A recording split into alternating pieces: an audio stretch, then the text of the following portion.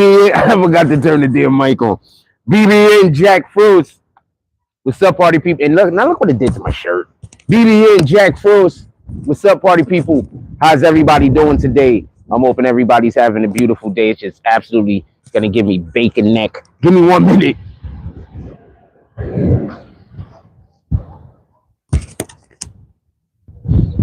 Oh, they got a new dude here to harass me today.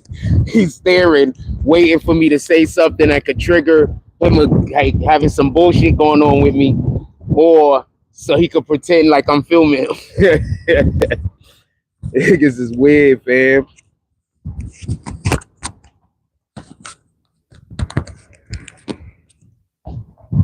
Ah, shit, niggas is weird, fam. Niggas is weird. Anyway, here we go. Let me get my coffee and then we gonna get to the show.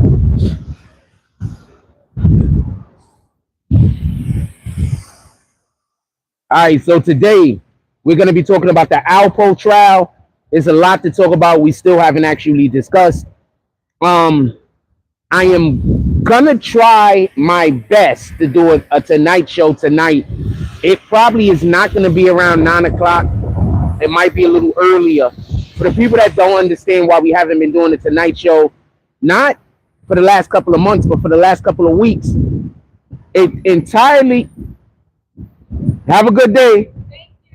Yes, ma'am. Super cutie. Super cutie.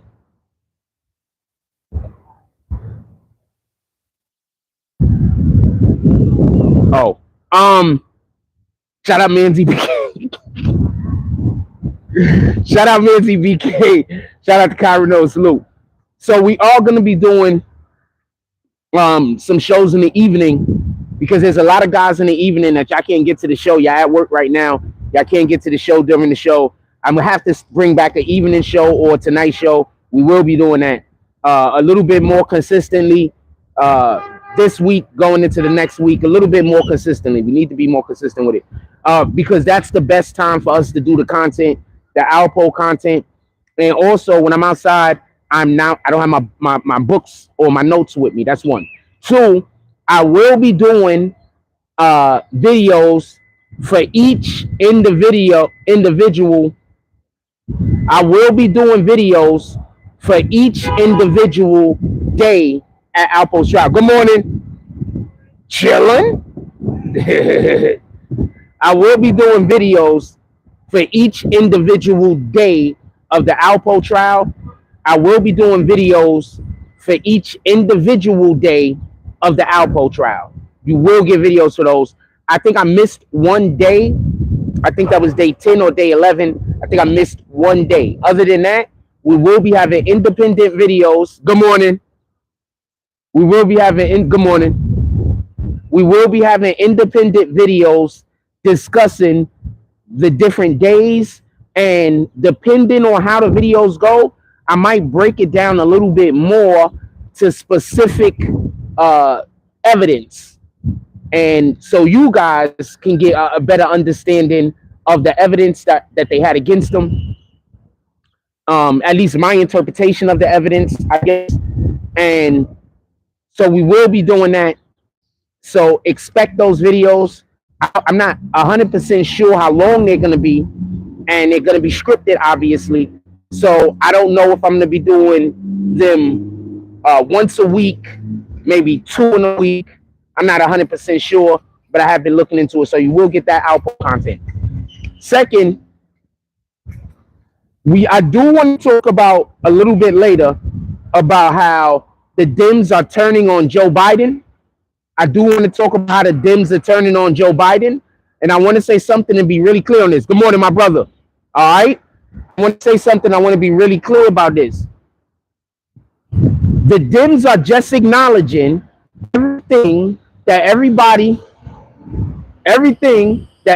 has been saying about Joe Biden, his lack of mental fortitude, incontinence. Morning, my brother. All right. So now the Dems are finally acknowledging it.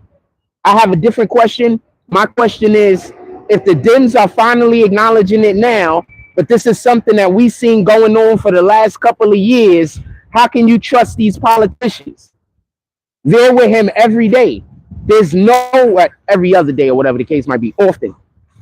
There's no way these politicians that get the opportunity to have these personal one-on-one conversations with him could not have known that he has something going on upstairs that isn't presidential. There's no way that they could not have known. That's one. Two, and I just want to be clear on this. For everybody that don't know, the 25th Amendment, I believe it's the 25th Amendment, allows for the vice president to take over as the president. Why have they not done that yet?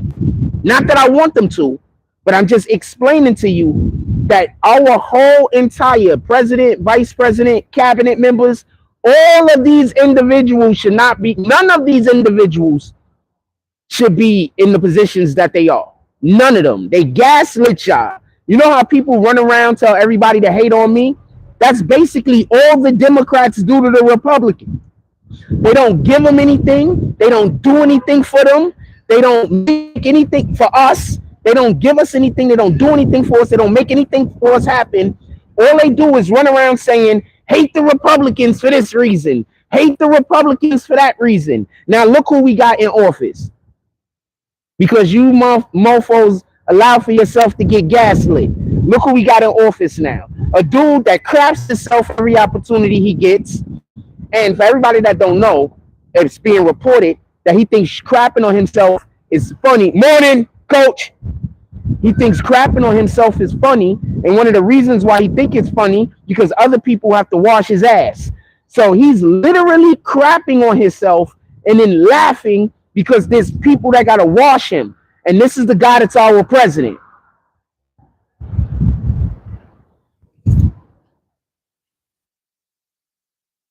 So the next time you hear somebody talk about how they're going to vote for Biden, think about that. Sheesh. But before we get to any of those conversations, have a blessed day. But before we get to any of those conversations, I want to point something out. I want to talk some NBA for a moment. Can we talk NBA for 2 seconds? Just 2 seconds. I just need a minute of your time. I just need a minute of your time.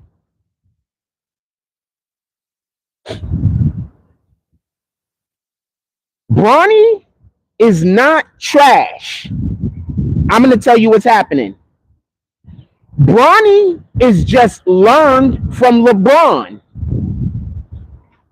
LeBron gets all the calls. So when y'all see Bronny do a defensive play and he falls down like he's trying to take a charge, they would have given that call to LeBron.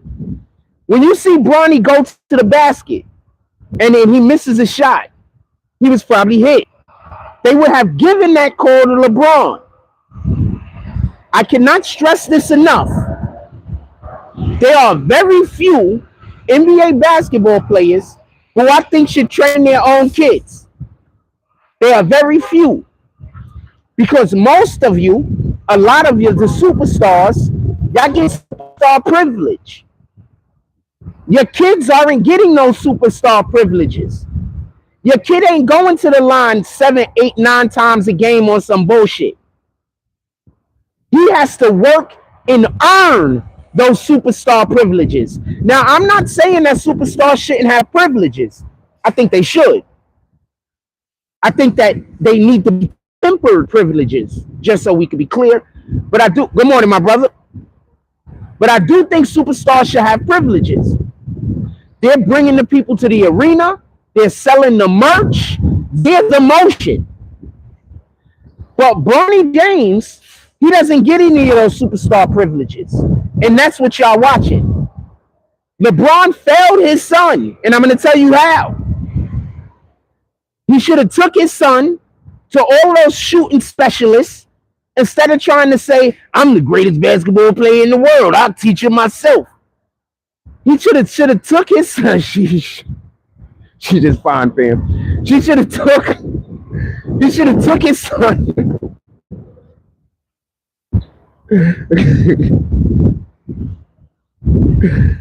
He should have took his son to some of those coaches out here that are actual coaches in order for him to learn how to shoot, in order for him to get a nasty handle, in order for him to learn certain things that LeBron doesn't excel at. Then LeBron teaching him what he knows. Here comes another one. Then LeBron teaching him what he knows that would have added to his son. LeBron isn't the best shooter. LeBron does not have the best handle. These are not disputable situations. His son does not have the girth. I shouldn't use that word. Doesn't have the size, the height, nor the physicality of LeBron to play LeBron's game. He failed his son, in my opinion. His second son, watch him play. Bryce. Bryce got a bag. Bryce is going to be better than Bronny. I want to see how LeBron handles that. With that being said, let's get back to the 10 minutes in, 11 minutes in. Let's get to our actual content of the show. We're talking about Alpo today.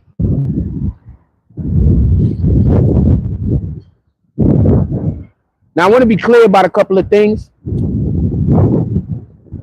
I don't want there to be no misunderstanding. The first thing I want to talk about is the jury.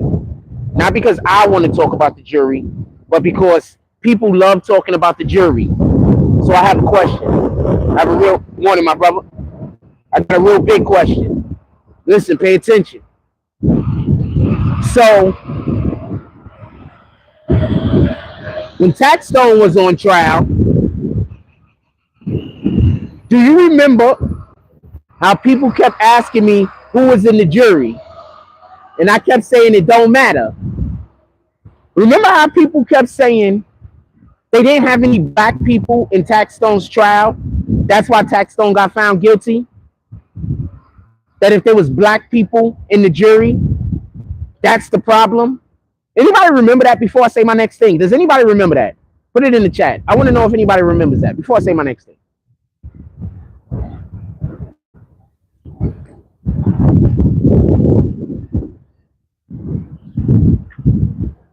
People were saying the reason why Taxstone got found guilty is because there was no black people on the stand.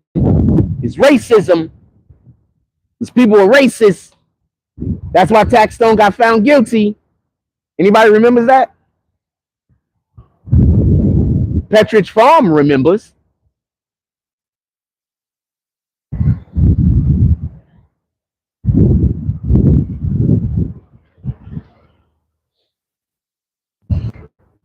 Let me give y'all a second. Do anybody remember that? Or am I the only one that remembers me coming in here and having to constantly talk to people about who freaking was on the jury and saying that none of that matters? Good morning. Good morning, my brother. How you? Excellent. Every day's a good day. Yes, baby. Yes. Have a good day. Yes, sir. You know this jury, the Alpo jury. You want to know what had, I think, 2 black people on it. Everybody else was Caucasian. Who was the one that told y'all if y'all want to beat a trial, y'all need white people to be on the stand in the jury? I believe there's this guy named Jack Frost, and he told y'all if you want to beat a trial, you need to have white people on the jury. Good morning. How you doing today? Good? Muy bien. Who told y'all that? I believe Jack Frost told y'all that. I believe Jack Frost told y'all keep wanting all of these black people on the jury, and that's why y'all keep going to jail. I believe that was Jack Frost that said that.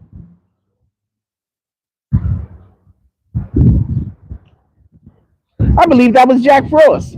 I believe one of my reasonings for saying this is black people are always hating on each other. What the hell do you think is going to be the difference when they're in the jury?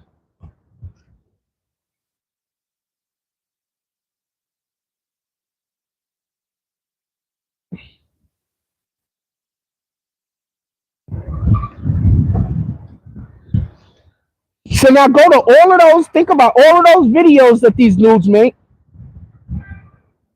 Whenever somebody gets found guilty, and they're busy talking about, oh, they only got found guilty because there was no black people on the stand. Is this a jury of my peers. I believe there was. I remember seeing one black girl, lady, part of my language, and I think one lady that was mixed. Everybody else was either was black. Of no, you couldn't tell. If they was like Benny Blank's daughter black. You ever seen that guy? That guy's daughters. Have a blessed day. You ever seen that guy's daughter? He's the black dude that do the martial arts, working out shit. His daughters don't look like they got any black in them. So that was a really good joke. I just forgot the guy's actual name. It was a good joke. People that know what I'm talking about, they laugh. They like, what's up, my brother? People that know what I'm talking about, they laugh. Don't worry about it. Good morning.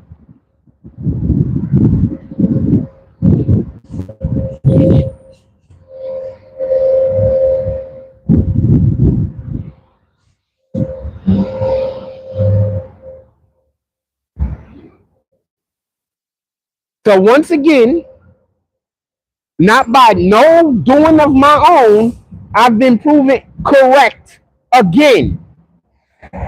Every time y'all talk about, is it a jury of my peers? You dudes don't know what the hell y'all talking about.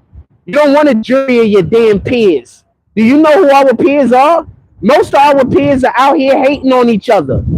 We the black community, fam. Let's just be honest. Niggas just hate to hate sometimes. They don't even got a reason. Have a good day.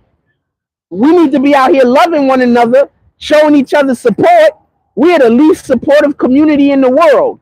And you guys want more black people. You guys want black people in the jury when you're on trial for murder?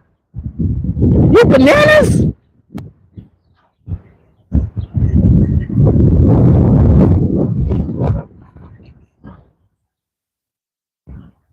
I want all the liberals in the jury.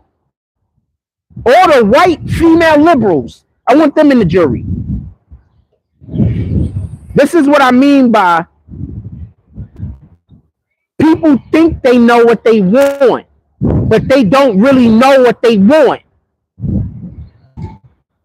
They think they know what they want. I mean, she's just bad, fam. I mean, sheesh. They think they know what they want, but people don't know what they want. People want things with the optics. You understand what I'm saying? And then when it don't work out, they get mad and they get upset. This dude, they had white liberals in the jury. I'm looking at the jury. These are white liberals. Most of them was women.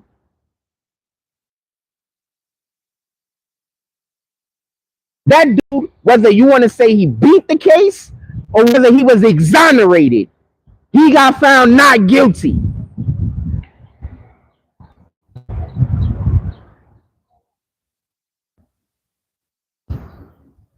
The prosecution had video of him leaving his house, allegedly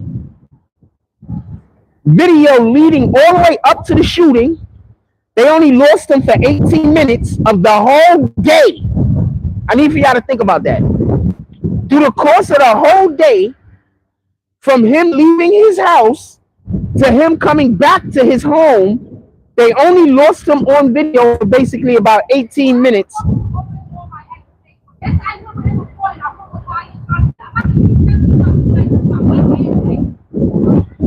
She's pretty to be outside arguing.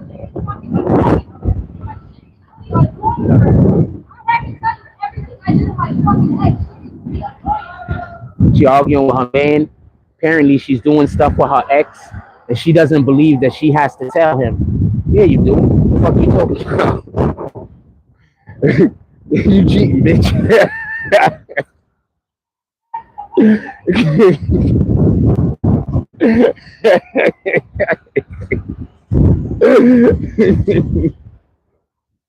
Hell are you talking about?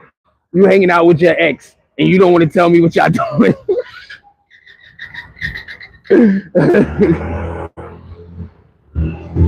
Fuck are you talking about?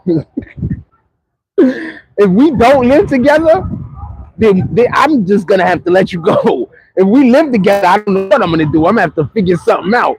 But if we don't live together, I'm just gonna have to let you go. You talking about you hanging out with your ex?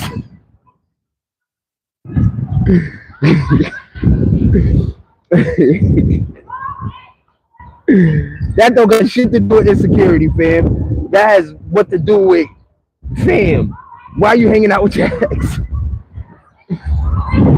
Me and Kendra, cool as shit. We don't go hang out.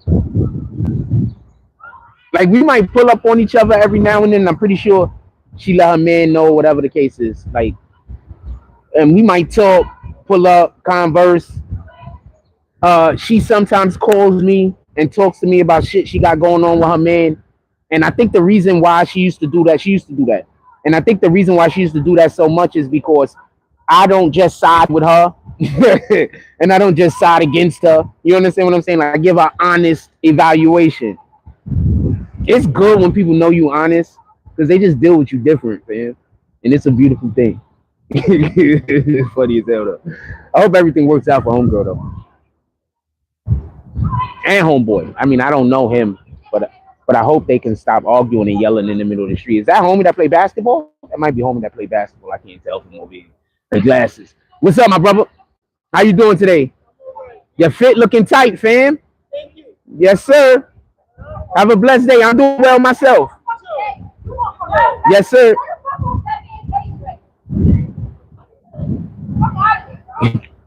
She mad as shit. She like, I want to go hang out. I want to go hang out with my ex without you bothering me all the time. I'm just making jokes, but I hope everything works out for them. I hope they work it out, and I hope she ain't cheating. Hope everything works out. He might be being insecure. What the fuck do I know? I don't know the guy. Anyway, no, that's not him. I thought that was the dude that I was playing basketball with yesterday. What up, Tada? She sound like Cardi B. She sound like she could be from the Bronx. She might be from the Bronx. I don't know. Oh, she's not from the Bronx. Nah, somebody said she sound like Cardi B. Nah. Nobody was talking bad about you, ma. Somebody said you sound like Cardi B. Who said what? Okay, nobody's. Who said what? You need to say the fuck out my mouth. Who said what? Okay, nobody. Every day now say shit to I just fucking Nobody's. Nobody. Was it? Good morning, my brother. Like people just act explosively to me like this. I'm not even doing nothing.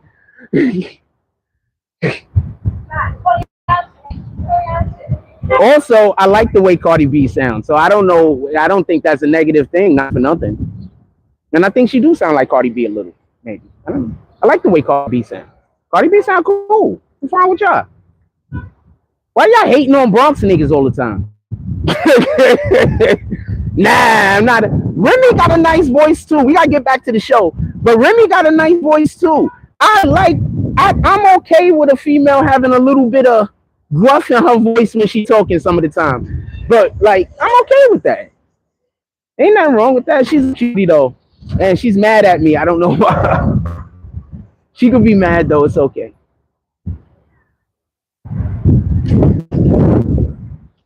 I told you, people just be mad at me for no reason. Like the little tiniest thing, and people want me dead. Like the little tiniest thing, they want me dead. It is what it is.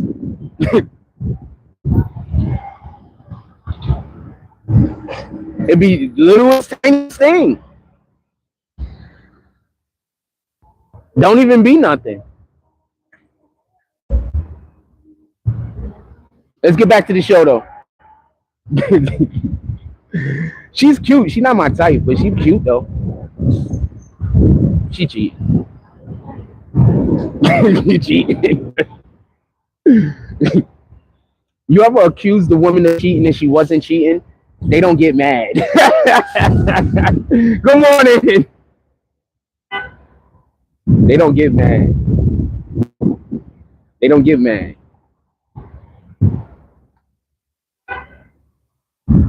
When you accuse the women of cheating and they are cheating, they get fucking hostile.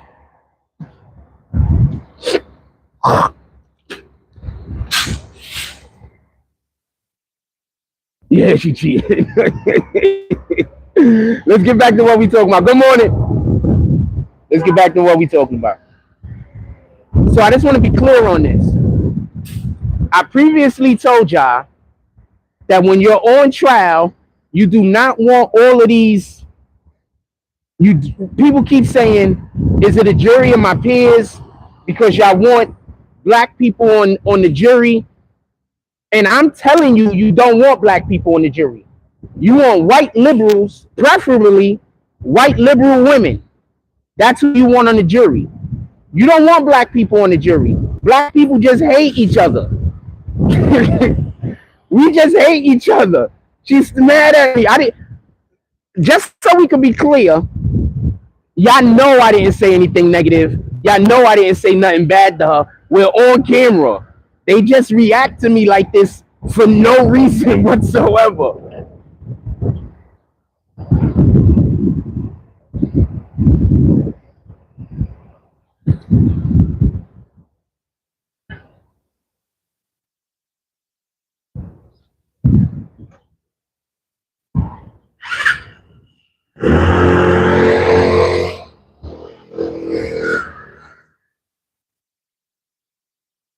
So y'all do not want these black people on the jury. So I just want to be clear on this. Y'all notice the majority of the people out here talking about, was it a jury of your peers that be on the internet? These internet dudes. Did y'all notice almost all of these dudes is convicted criminals? They were convicted at one point or another. They were in jail at one point or another. Almost all of them got convicted and did time, and they didn't learn nothing. They still think when they go to court, when they go to trial, what they want, you do not want black people on the stand. You want white liberal women. That's who you want on the stand. That's who you want. Remember when we did the tax stone trial, and people every day, all I kept hearing was, is it a jury of your peers? Is there black people on the stand? Are you trying to say white people are better than you or worse than you? That's the first question, because I consider any adult with a properly working brain a peer. Good morning. If you only consider a person a peer because they have the same complexion as you, because y'all come from the same tribe, then you're the problem. You're the problem. This dude, he has one of those things that you got to walk with, and this nigga walking in the middle of the street, for real, for real. What the fuck?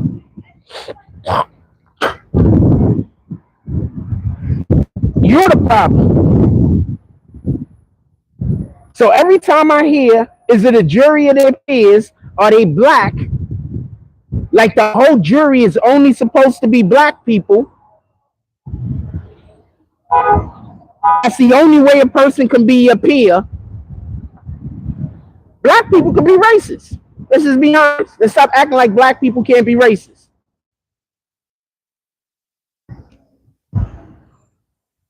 Because that's some racist shit.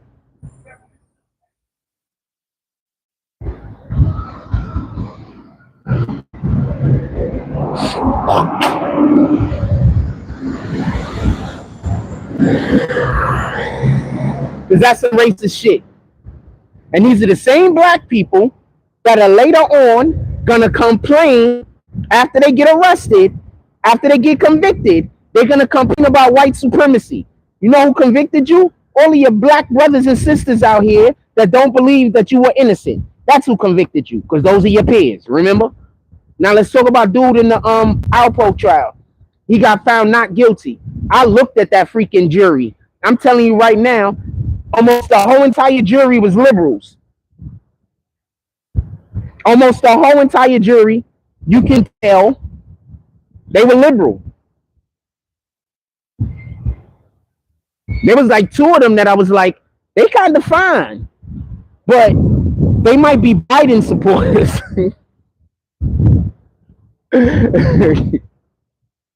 I was like, they kind of fine, but they might be Biden supporters. I'm not. I refuse to date a Biden supporter. I'm not doing it. I mean, I'm single now, and I mean, I haven't been. It is what it is. I mean, I've fooled around a little. Y'all don't know about, but I've never been a person that invites people back to my home. That's not real. I'm not real big on that. Good morning. Chilling. Hey, that was the best good morning today. She gave the big stretch and everything. I was like, okay, cinematic.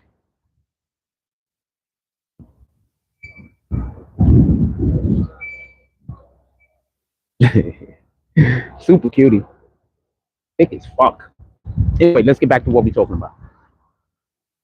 So I say all that to say this, and I want to be clear. I don't want there to be no misunderstanding. I don't want there to be no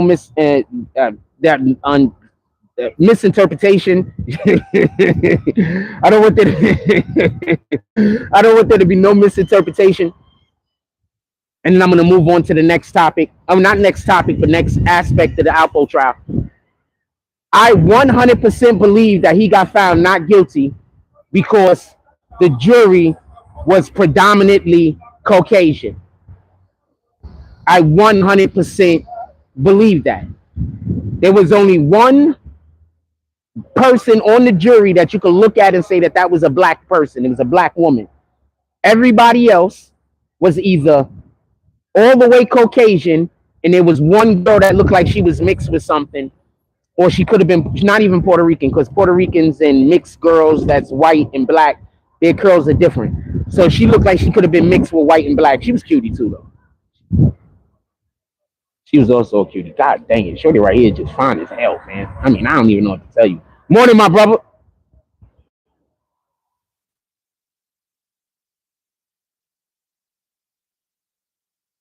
So once again, and this is just the only reason why I'm pointing this out for multiple different reasons, but the main reason why I'm pointing this out is all of them dudes that y'all go to page that's always complaining that there's not a jury of their peers, them niggas don't know what they're talking about.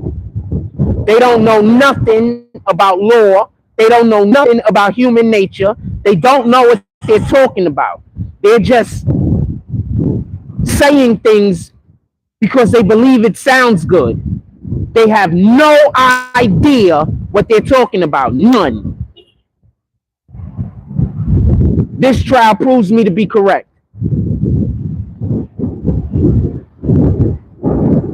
Turn around, turn around, turn around, turn around, turn around. She on the phone. She driving out. I was hoping. Oh, she looking in the mirror. Okay, she parking. She ain't going nowhere. She parking. Good morning. She parking. Okay. She got a father. The reason why I say that is because I never pull straight into a parking space unless I don't got no choice. Always back. Good day. Okay. Did turn back around. Okay, let's go. And she waved first. She fine. Fine. I would definitely give her all of my time. With the exception of the time we got spending over here and the time I gotta go spend with the kids. I would give her all the other time. She could have that other time. That other time it's up for grabs. Yeah.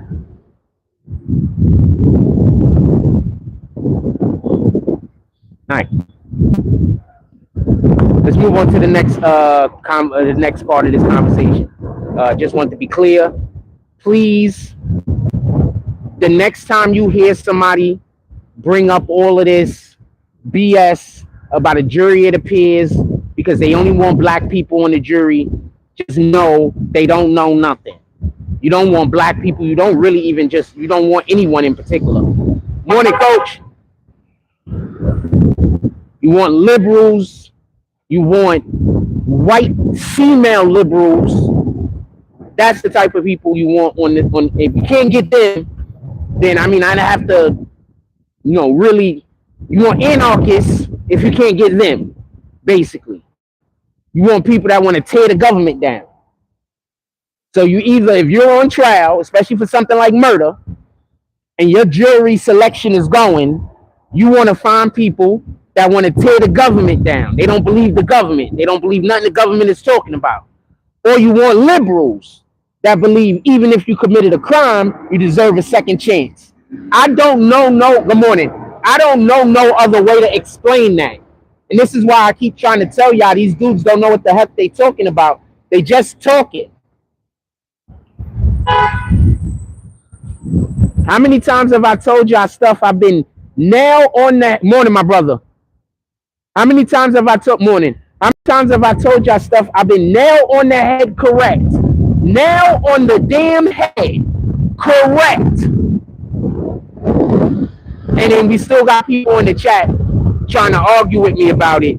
Even though there's proof I'm correct. You can Google it, all of the things. Good morning. That's a dope bag, by the way. You know, that print would be dope on some females' clothes. Like women's clothing. Like, this is how I think. You know what I mean? That print would be dope. With that being said, let's move to the next thing. Morning, my brother. Chilling. Let's move to the next thing. So, once again, they had him on camera, leaving his home. They had, and this is where I'm about to tell you where I think the disconnect was. And I'm not saying that that was him that fired the weapon, just so we could be clear. He's been exonerated of all of this. But I want to explain to y'all where I think some of the disconnect could have been happening between the prosecution and the jury.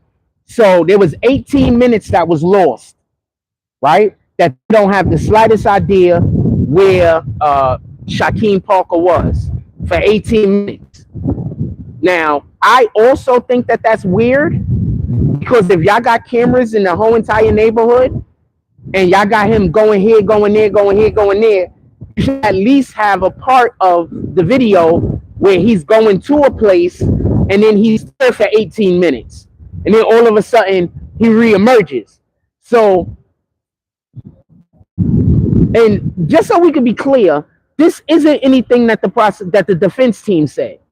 These are just things that I would have said if I was the defense team, just so we can be clear. So first, we're going to talk about the 18 minutes. So there is 18 minutes, like I just said, that they did not know where the suspect was, where Shaquem Parker, who was just exonerated for the murder of Alpo, was for 18 minutes. We got 30 people in here. We could get to 20. That's only 2 more likes. Somebody hit that like button. For 18 minutes. So my issue is this, and this is a real issue that I have. How were y'all not able to be able to at least know where he was? Because y'all got cameras in the whole neighborhood. Y'all got cameras everywhere, right? Also, he has a phone, right? So y'all know the general area that he was in because the phone is pinging off of the towers, right? So why couldn't y'all find, okay, good morning. Why couldn't y'all find the video of where he went to a place and I lost him?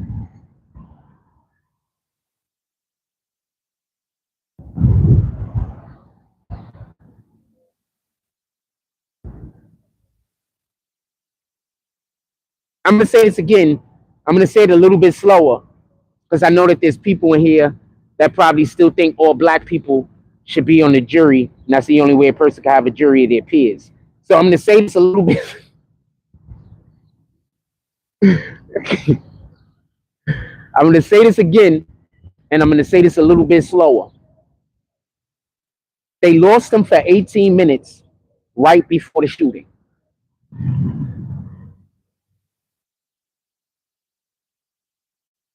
Why is there no video? They know his general location. Why is there no video of him like going into a building or going into an area and now we lost him?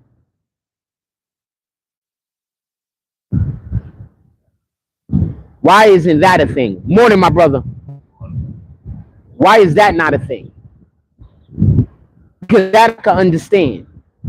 That makes sense. Not just he was out in the street amongst all our millions of cameras in the city, but we have no idea where he was at. That doesn't make sense. And then all of a sudden, basically what y'all said was, after y'all lost him for 18 minutes, this individual now that y'all got on camera, on this very blurry camera, firing this weapon, that's him. How do you know? Because right after the shooting, you lose him again. Not for 18 minutes, but he walks through an alley.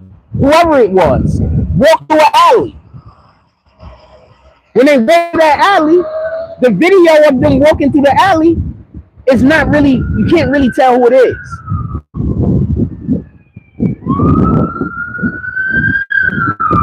So this is where I think some of the disconnect between, and I'm not saying more than my brother, and I'm not saying that was him. What I am saying is I believe that this is some of the area where the disconnect was between what the prosecution was trying to tell the good morning. What the prosecution was trying to tell,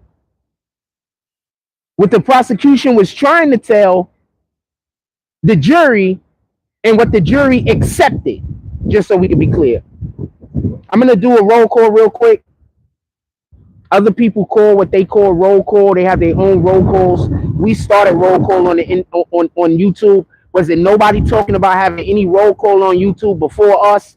Everybody that says roll call now got on YouTube after us also. So that's the proof. We started roll call. That's one. Two, I'm not mad at the individuals that have been saying roll call. Salute to you motherfuckers. Real talk. I'm not that guy. I don't hate. I'm not a jealous type of individual. And as much as I love being an individual, my own person, I also love to inspire others. So let's go. Good morning. It's crazy when you just say good morning, you're not flirting or nothing. That didn't sound flirtatious, right? Because it wasn't. That didn't sound flirtatious, right? Because it absolutely wasn't flirtatious. I was just saying good morning. Like, what the fuck?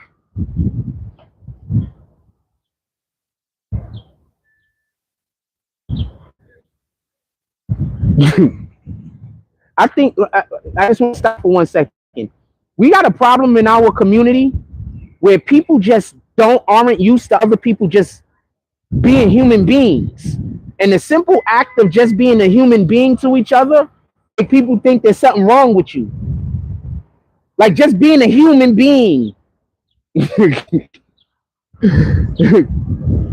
Like that's it. Just a simple act of being human.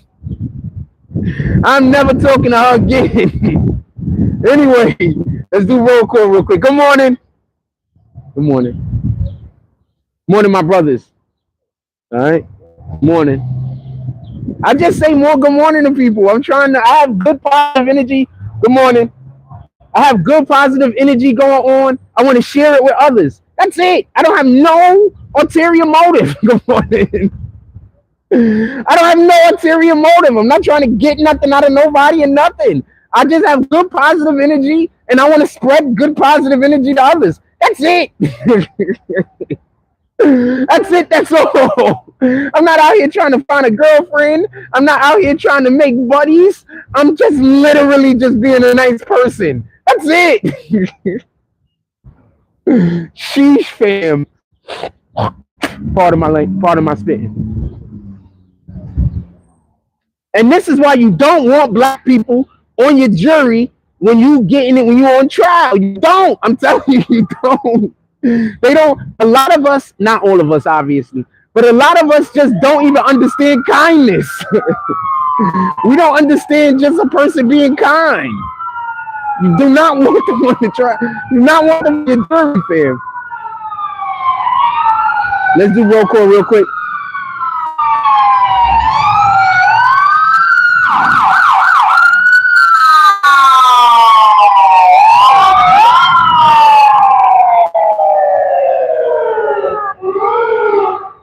Not that anybody cares. I'm going to tell y'all a fact. Why do they always do that? They ram their sirens when they roll past me, and then once they get past me, they turn their sirens off. Anybody else ever notice this? More than my brothers. Anybody else notices this? They have their sirens on the whole entire time that they're where we're at. But once they turn the corner and go somewhere else, they turn their sirens off. Anybody else notices that? They just did that, right?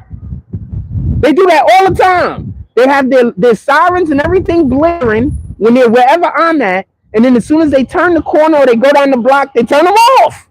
The fuck is that about? 1 second.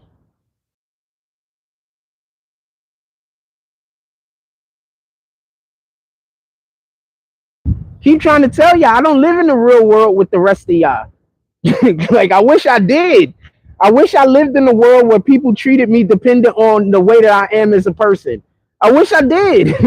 I'd be fucking I'd be living the lap of luxury if people treated me, not lap of luxury, but you know, I have a really, really good life if people treated me based on who I am. I'd have a really good life.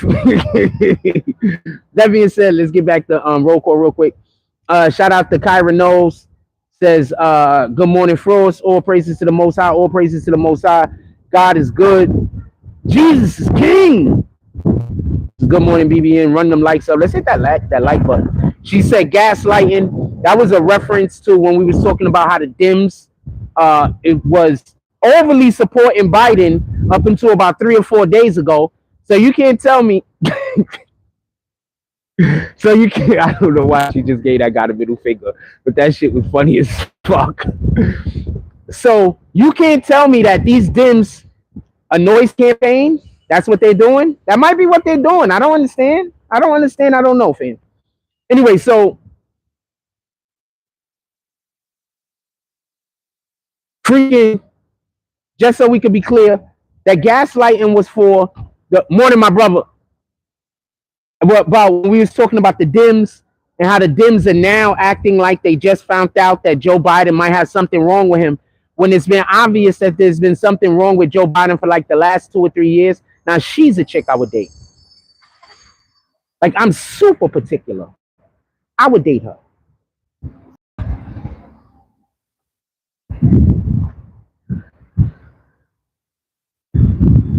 Shout out to Tada Ice, is good day, baby fam. Shout out to Nisi with the Kings, with the Crowns. Tada says she sounded like Cardi B, and that shit got me in trouble. And I don't think Cardi B sounds bad. I like the way Cardi B sounds, but I'm from the Bronx. I like the way Cardi B sounds. I don't think that's an insult at all. Good morning. I don't think that's an insult. Just so we can be clear. Shout out Corey Aiken. He says, good morning, King. Good morning. Kyra knows his facts. Kyra knows says, noise campaign. There's no such thing as a coincidence. I 100% agree with you. No, I know that that's what's happening. You understand what I'm saying? If I say that that's what's happening, people are going to say I'm going crazy. You understand? Wait. But I know that that's what's happening. Remember, they were calling the police on me every single day. So why wouldn't they call the EMS and waste the EMS time with me every single day, right? Why wouldn't they waste the EMS's time? They've been calling the police on me every single day. Why wouldn't they do that? Remember when the police would come up to me every day, every single day, the police would just come up to me and have a situation with me. Shout out to the police that they now they know who I am, so when they see me, they don't come bother me. Shout out to them. And these same niggas that call the police on me all day are also real street niggas, just so we can be clear. They real street niggas that be hanging out with the gangs out here that be doing stuff. I'm just saying stuff. They be out here, you know, doing street stuff. These are the people that are calling the police on me, just so you know.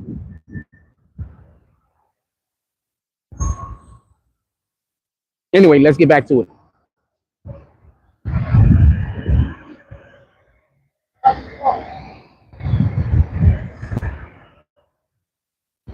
So I think that's what the disconnect was. The video think video evidence. Good morning. I think the video evidence was pretty. They lost him for 18 minutes. I think that 18 minutes was enough. Good morning. I think 18 minutes was enough to create reasonable doubt. She got a nice ass. I think that 18 minutes was enough to create reasonable doubt. That's what I think.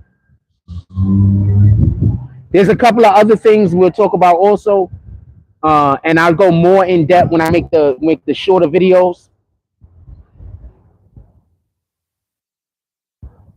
She's looking for an address.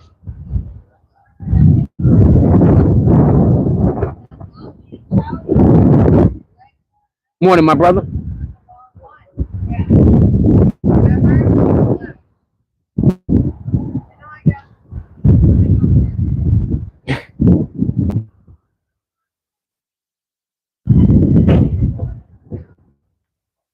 So all you're trying to do is create reasonable doubt. I think the 18 minutes created reasonable doubt.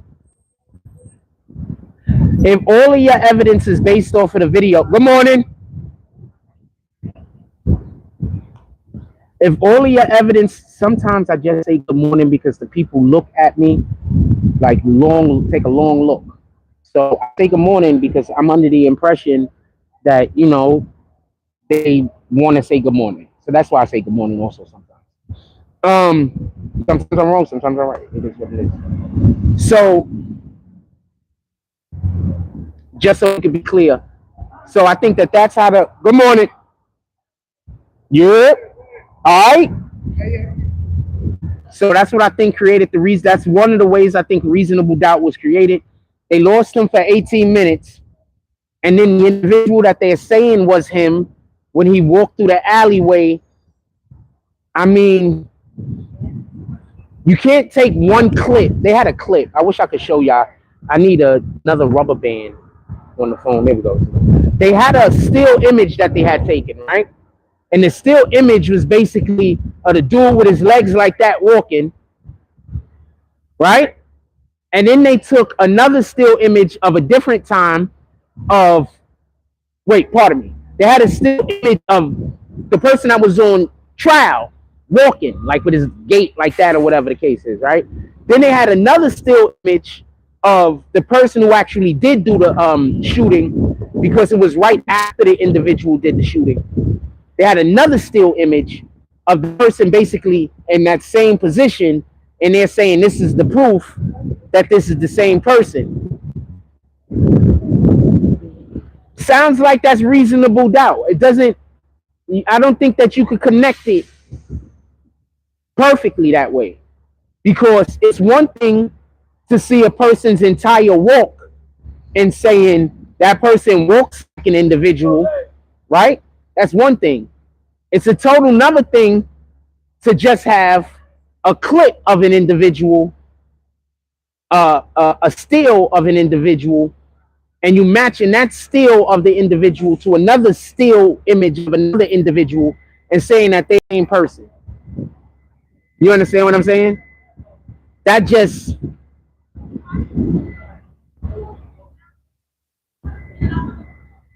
I think that that also helped create reasonable doubt, if that makes any sense. So she too. She got a man though.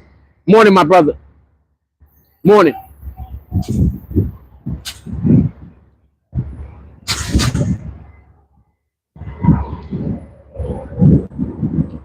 So I think that's another way that reasonable doubt was created.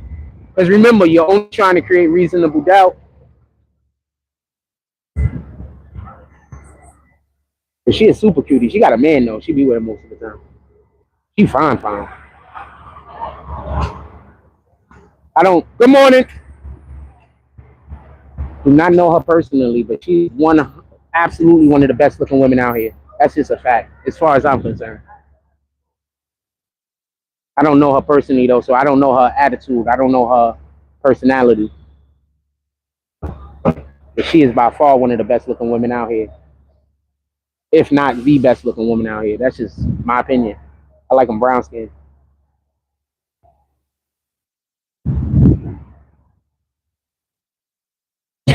I don't know what the about.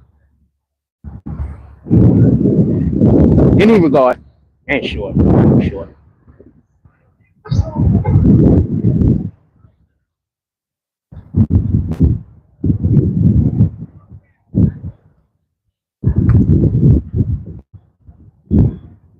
So I think that's something else that created reasonable doubt. Remember, they had zero direct evidence. I think them not being able to find the gun actually lends to this idea. Also, they weren't able to find the gun. Since they weren't able to find the gun, they didn't have that direct evidence. Also, they didn't get any, and this is something that I think the defense, they didn't need to do it obviously because they won, but this is something else that I think the defense should have brought up, and that's that the shell cartridges didn't have DNA or fingerprints from the client. There was no DNA, there was no fingerprints. She a baddie. There was no DNA, there was no fingerprints. You know, all of the evidence was circumstantial.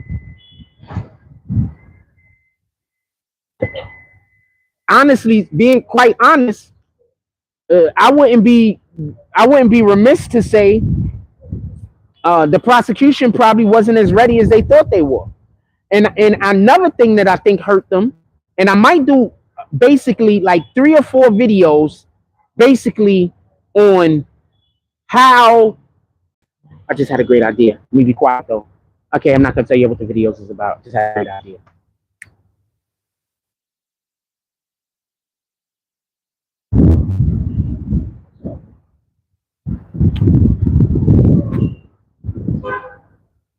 Great idea. In any regard. Love on the brain says his brother probably did it. No, because the individual that they have on the camera doing it was not wearing what his brother was wearing. His brother wasn't wearing black that day. His brother was wearing blue. I believe he had blue jeans on. Good morning. I believe he had blue jeans on. She is bad, man. She got a man though. I believe the brother had on blue jeans and a blue or a dark color hoodie. It wasn't necessarily black. The person who did the thing, they're saying wore black. But you had to just see the energy of the prosecution when that not guilty came out. Like the whole energy of the prosecution, them niggas was like,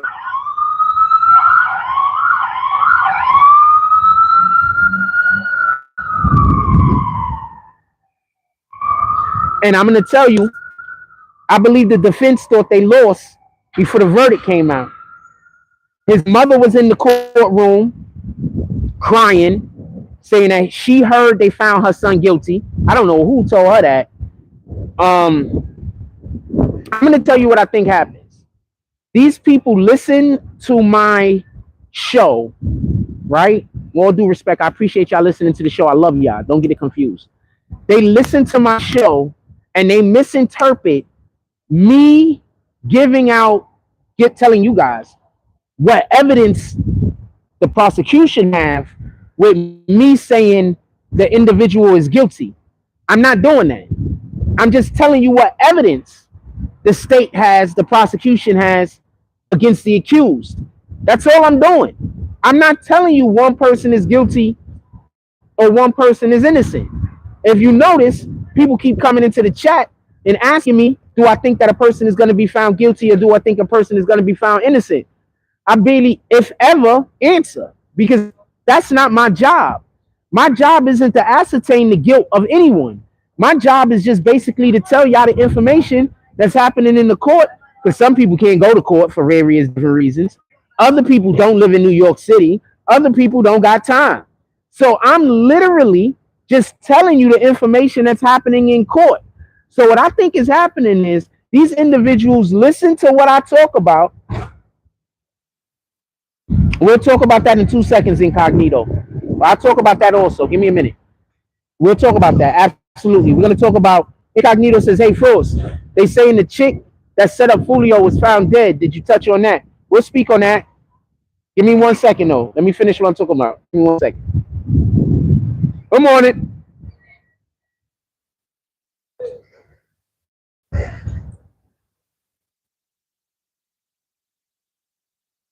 So I'll touch on the Fulio shit. It's in the title, so you already know I'm gonna get to it.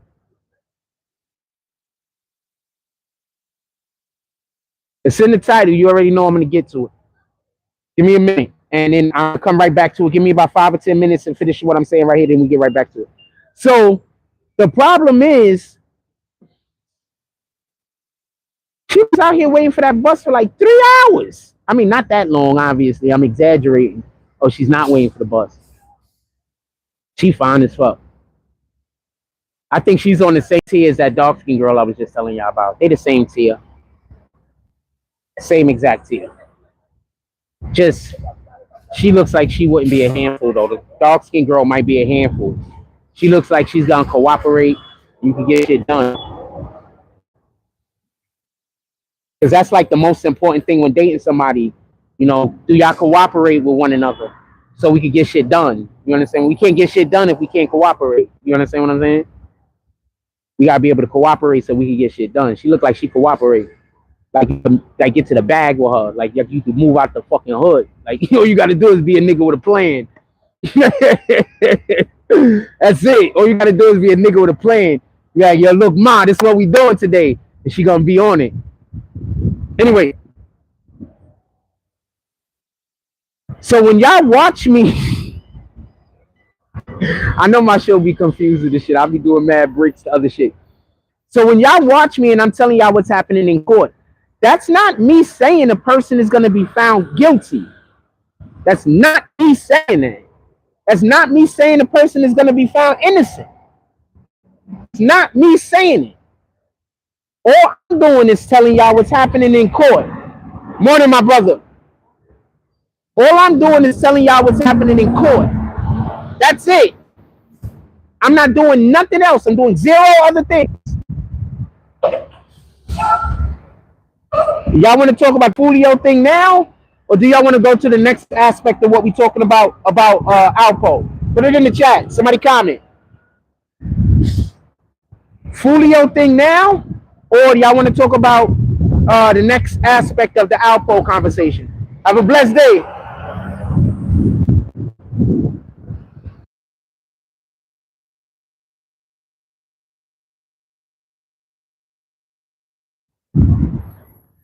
Do y'all remember when I told y'all one of the smartest things that the defense attorney was doing was not questioning every single person that got on the stand?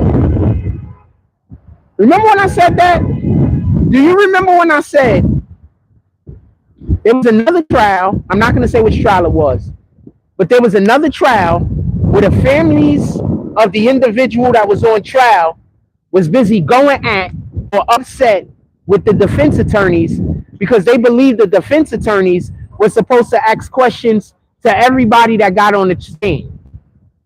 And do you remember I told y'all one of the things that benefited that this defense attorney, shout out to Darcy and Fortune, Miss Darcy and Mr. Fortune, Aaron Darcy, and I forgot Fortune's first name. One of the smartest things they did was you do not, morning, my brother, you do not ask questions to every single person that gets on the stand. Do y'all remember I say that during every trial we do? You're sometimes hurting your client by going up there, good morning, and asking questions that you either don't know the answer to or asking questions that is allowing for the person that's testifying to elaborate on shit that you don't want the jury to hear. You understand? Good morning. Have a blessed day. So you don't want, morning, my brother. Chilling. What happened? Be trying. So you do not want your attorney talking to every witness that the prosecution brings on the stand. Most of those witnesses, if not all of those witnesses, most of those witnesses cannot help you. So you have to pick and choose who you're going to ask bullshit questions to. You have to pick and choose. Because you can't go 3, 4, 5 witnesses and ask nothing. You can't go 2, 3 days of testimony and ask no one anything. So you gotta pick and choose who you're gonna go up there and bullshit with. Because that's basically all you can do with these people, because they don't have any evidence. Good morning. Yes, ma'am. Have a blessed day. I'ma try. See, that's a whole conversation. See, I'm ready to have a conversation with her. I'm not ready to have a conversation with most of these people. You could just tell a winner, fam. You could just look at a winner and tell who a winner is. She a winner, fam. Some of these women just don't got the right. They just not with niggas that got a plan. And the niggas that, good morning. And the people that, good morning. And the people that got a plan, the community hate on a lot of the times. So that's why a lot of these women can't find a good man, because the niggas that got a plan, that got a good idea, the community hate on them. The niggas that don't got no plan, they don't got no nothing, they not going nowhere, they just here, the community love them niggas. Now if we switch that over and we talk about any other culture, it's the reverse. Only in the black culture do we love people that ain't going nowhere and don't got no plan, and we hate people that got a plan. It's only black culture, fam. It's only our culture.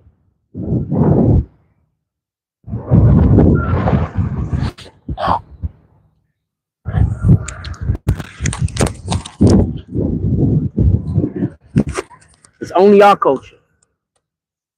No other culture is like that. Only our culture. If I was a part of any other culture, I'd be winning right now. I'm happy to be black. I don't want to be anything else. I'm happy to be black for a myriad of different reasons. I'm not trying to be nothing else. But if I was any other, what's up, my brother? If I was any other race, I promise you, I'd be getting so much support from whatever community it is I'd be a part of. I'd be getting all the support. I'm telling you. All the love, all the support, all of the appreciation.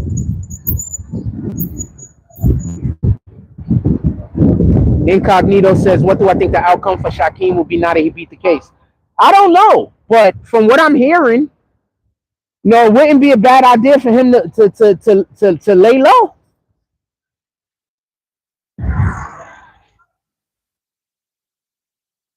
I don't know, but from what I'm hearing, it wouldn't be a bad idea for him to lay low.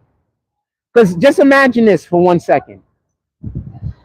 For argument's sake. Good morning. Chilling. For argument's sake, let's say he's guilty and he just beat a body. Just for argument's sake. There were people that saw who did it.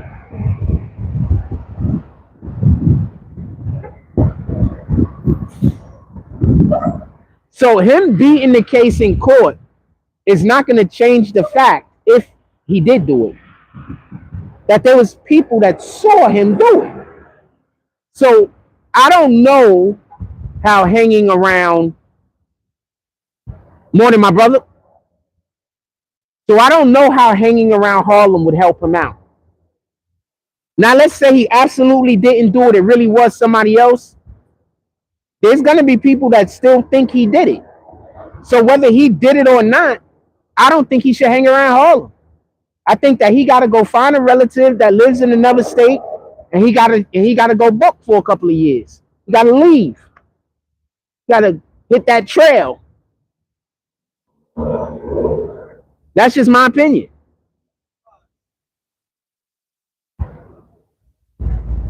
That's just my opinion.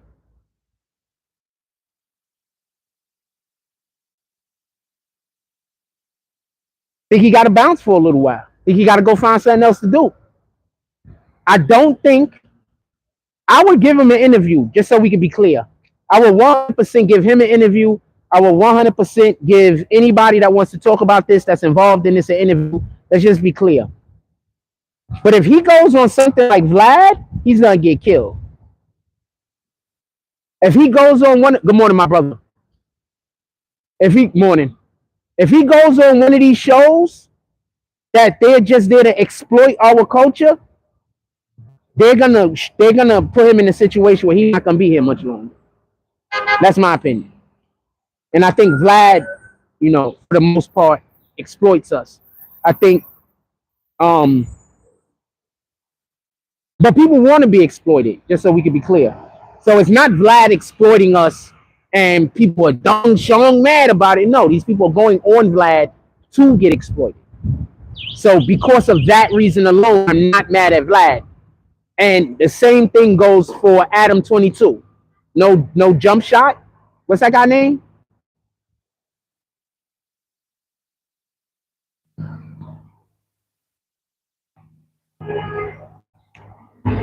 I'm not saying anybody is gonna do any retaliation. I'm not saying that at all.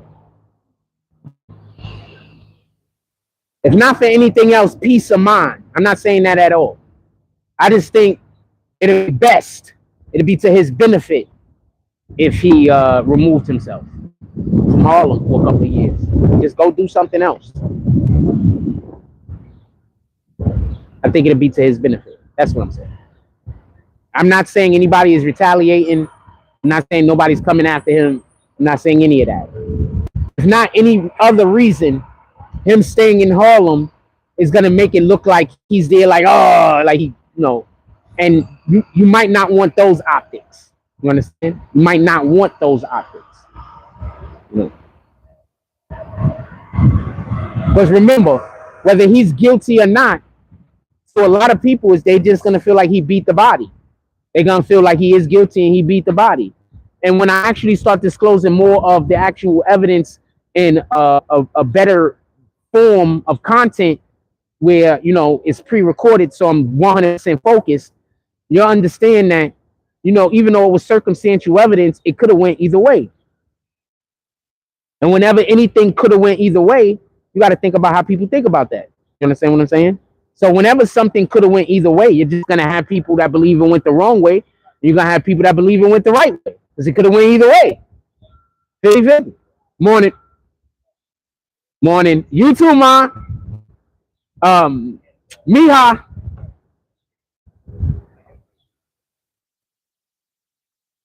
I was hoping she'd turn around and talk. I know a little bit more Chinese. I don't know if she's Chinese or not. She might be Korean. I didn't get a chance to see her face. They do not all look the same. I didn't get a chance to see her face, so I couldn't tell what nationality she was. She turned around. I could speak a little bit more Chinese. I know a little bit. Very, very little bit. But I know a little bit. I can get into a conversation.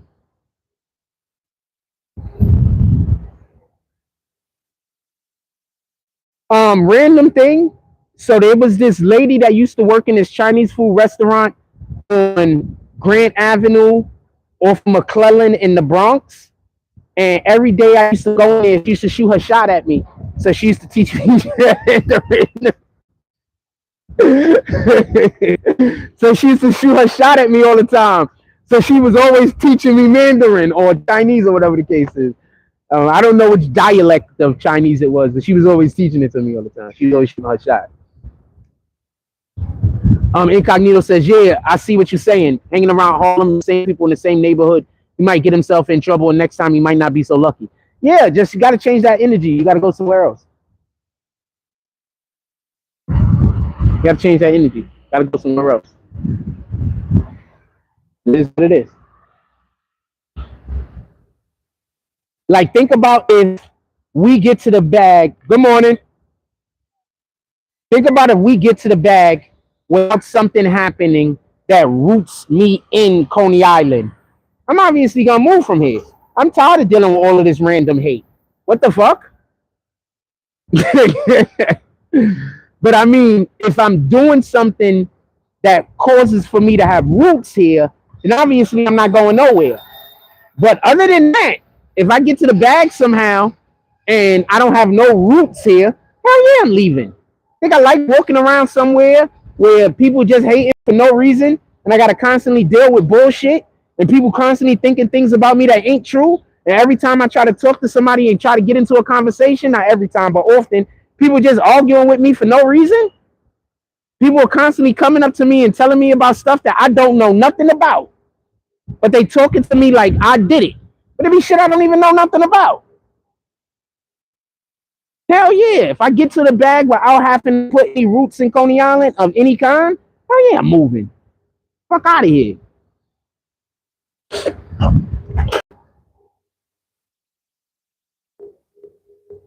Immediately. So he should definitely leave Harlem. It's the energy. Y'all see how my energy is when I leave Coney Island? Totally different. Because when I'm not here, I'm allowed to be nice to people. When I'm not here, I'm allowed to have manners. When I'm not here, I'm allowed to just be nice to people. And I like being nice to people. I really like it.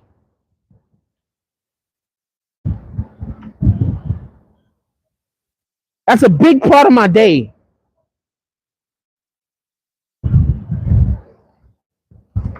Incognito says, but unless you want to change as a person, trouble will follow you wherever you go. So you still go to another neighborhood. Mind you stay in your own neighborhood. I have no idea what that is for. But once again, whenever I'm not in Coney Island, y'all see me on live all the time. People fucking love me.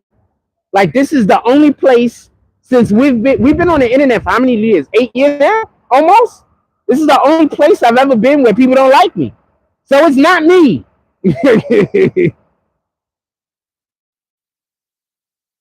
It's not me.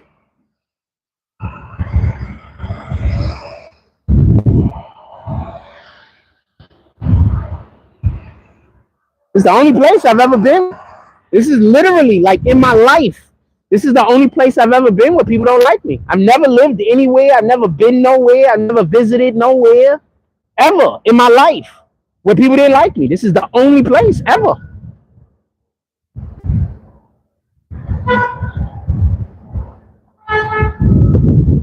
Yeah, only place ever. I've never been disliked. I've never been unliked.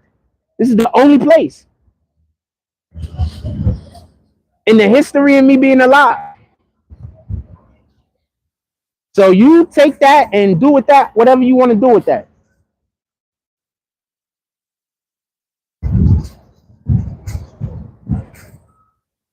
I don't even know how to deal with this. I've never been disliked before.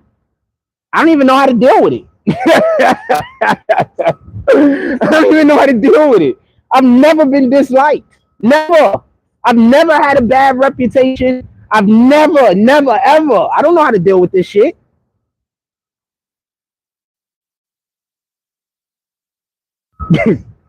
Yeah, no, I don't know how to deal with this shit. I've never been disliked. Never. Nowhere. I've ever, nowhere, ever. Like ever.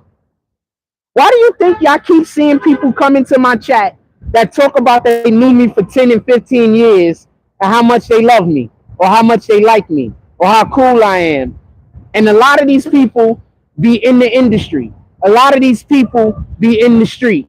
And some of these niggas is squares. But they all say the same thing about me. I've never been unliked.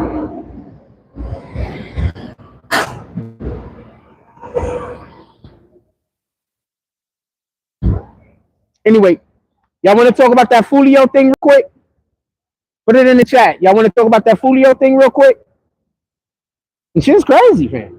I've never been unliked. Never.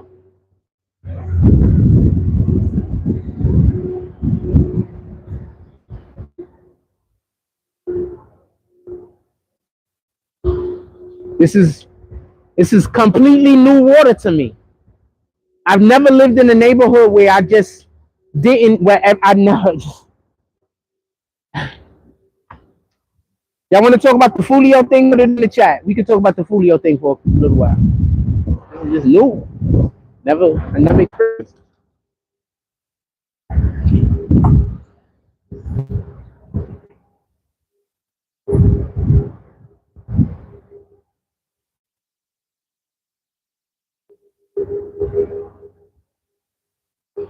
All right, we talk about the Fulio thing for a minute.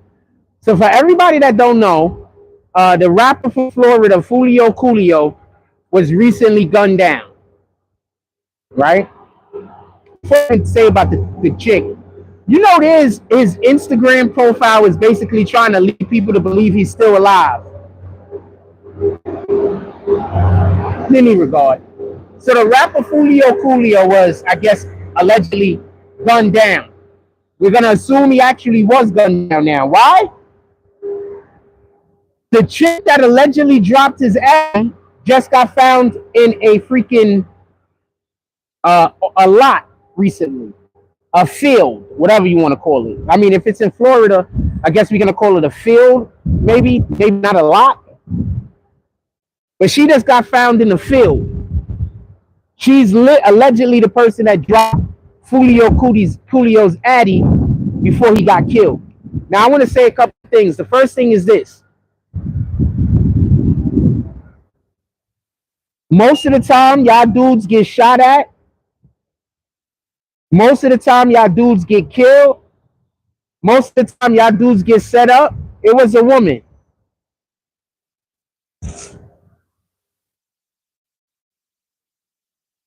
A lot of times, y'all think it was your homeboy, or you think it was some other random person, or whatever the case is. Most of the time, it's a woman, fam. Most of the time, it's a chick. That's why people thought that homegirl set up Alpo. Most of the time, it's a chick, fam.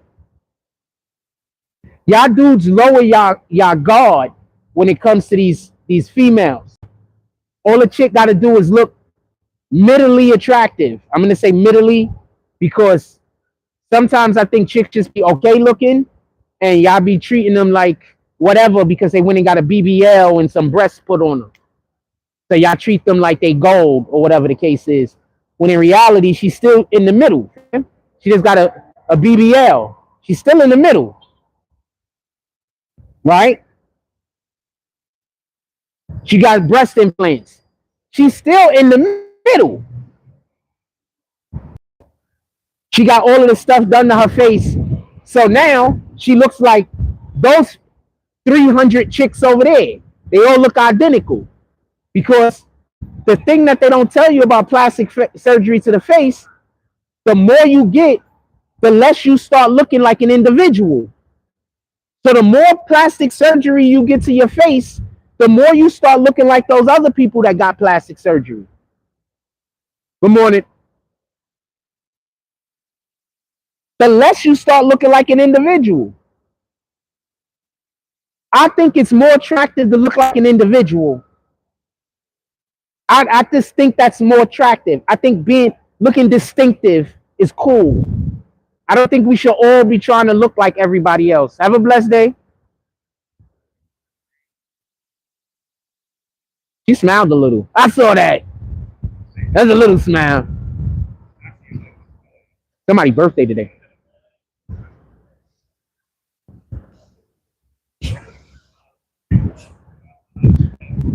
Oh.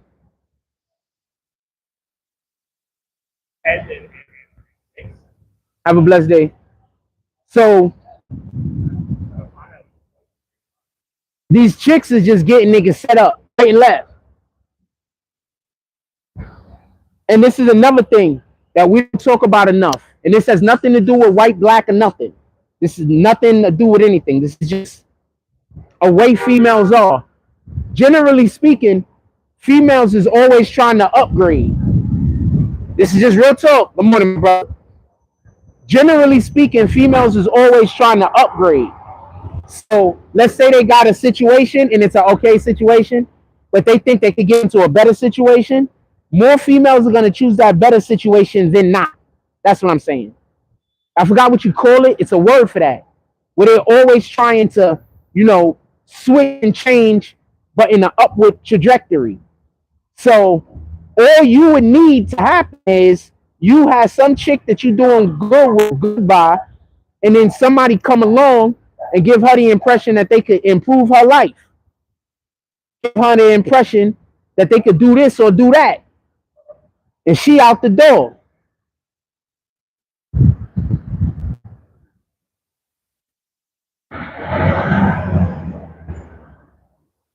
Just so we can be clear. She gonna go about her business. That's an issue we have.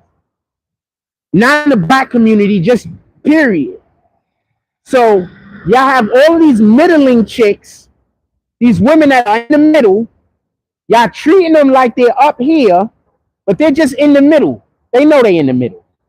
They can see other women just like we can see other women. They know that they're in the middle. They don't have no actual talent, no actual skill. Somebody pull up on them and say that we're gonna give you some bands if you set this dude up. Good morning. You know what's gonna happen more times than not? That dude gonna get set up. More times than not. And you talking to somebody, good morning. You also, thank you, appreciate you. And you talking to somebody, and you're talking to somebody that, and I just want to be honest with you, I got a pretty high standard. I'd rather be alone than be with somebody I don't want to be with. I don't smoke cigarettes, so I wouldn't date somebody that smokes cigarettes. I don't do no hard drugs, so I would literally never date anyone that has ever done hard drugs. Ever. I'm happy you changed your life around, but it's not for me.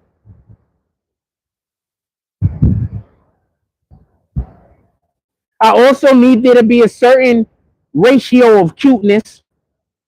So I'm just difficult in that to just begin with. I'm not just dating somebody because I'm single. I'm just not doing that. That don't make sense. I'm not just dating somebody because it's like, man, I need to have sex.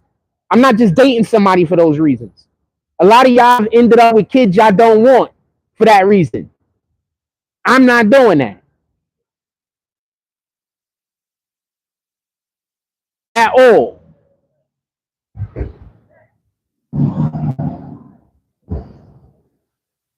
So yeah, so they killed that girl. Sheesh.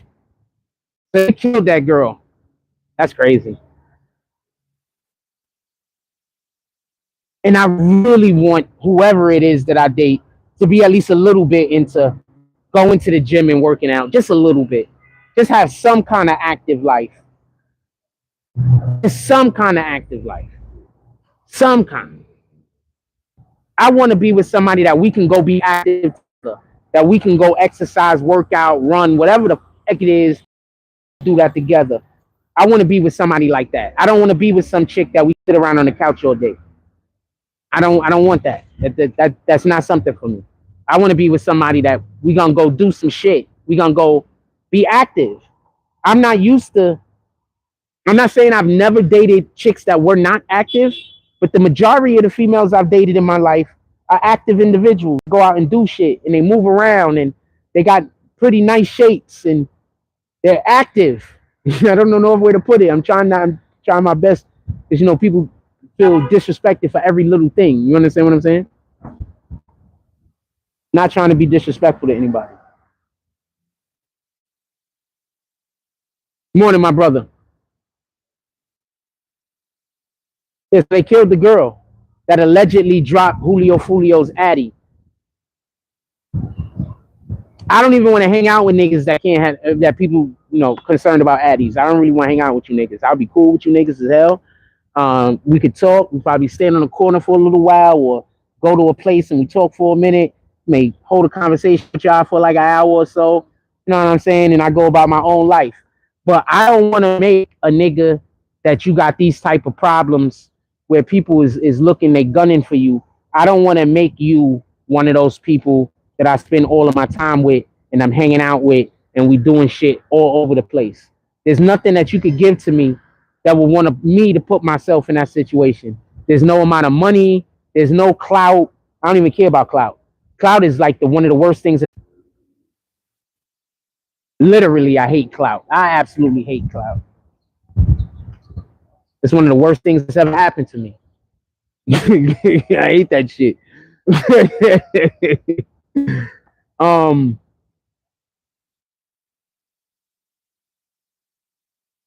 I told somebody how old I was the other day, and then they looked at my body and they was impressed. So if I spent so much time keeping myself, good morning. So if I spent so much time keeping myself with a halfway decent looking physique, why would I want to be involved with somebody that don't care enough about themselves to put a little bit of hard work in? That's what I'm saying. Be as respectful as possible. When I turn 80, I'm still gonna look good. I promise you. And what I mean by that is I'm still gonna be fit. You understand? I'm still gonna be fit. This ain't by accident. This is on purpose.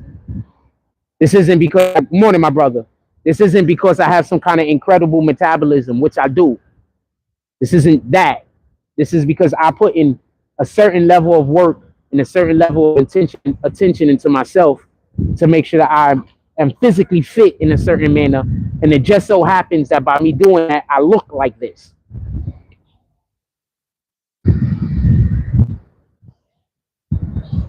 Anything else y'all want to talk about? I think I'm about to let y'all go. This is an hour and a half the show.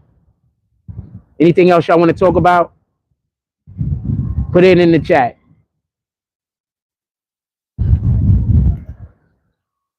I'm thirsty. That's one of the main reasons why I'm about to get ready to get off. I'm just fucking thirsty. I gotta go home and shit. Hold on. Let me see if homeboy got a rubber band he could give me real quick. I need a rubber band. They had a couple of the homeless people come out here today, right? To pretend like I was filming them. I'm gonna tell y'all a story real quick. Give me 2 seconds. I can run in here and try to get a rubber band. You got a rubber band? A rubber band. No rubber band? He got a rubber band. He just don't want to give me one. I need a rubber band for my phone thing. I need a rubber band. Let's go over there to these guys and see if they got a rubber band. Yeah, rubber band. Could have gave me a rubber band, but he don't got no obligation to give me nothing. I appreciate the rubber band he gave me the other day. I think they be coming around here telling people to just be mean to me because I think the impression is if they be assholes to me, then I'm gonna be an asshole back to them. So there's a lot of people that are confused because they be assholes to me and then I don't be an asshole back. So they're just, yeah, what happened? Hey, how y'all doing? Could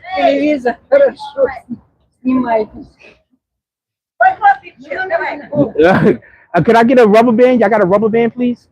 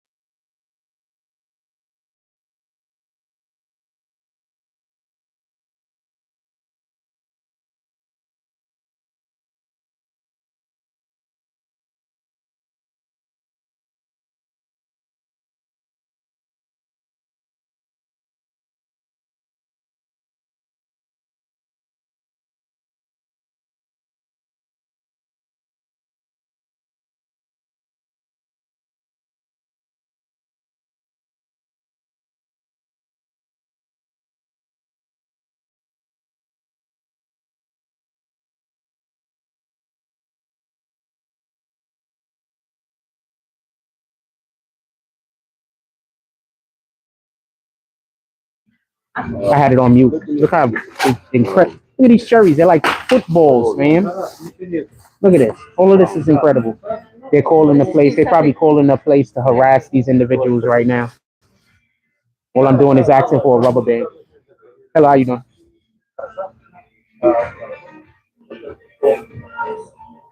I think that's what the dude on the phone is about. He go the guy on the phone. He probably like, man, nobody got time for y'all, miss. Look at the freaking strawberries, fam. These things are huge. If you're not getting your strawberries from here, I don't know where you're getting your strawberries from. I have no idea what kind of cherries these are, but those look good too. Right? Those look good. Hold on a second. That looks so good. How you doing today? That looks so good. Look at those.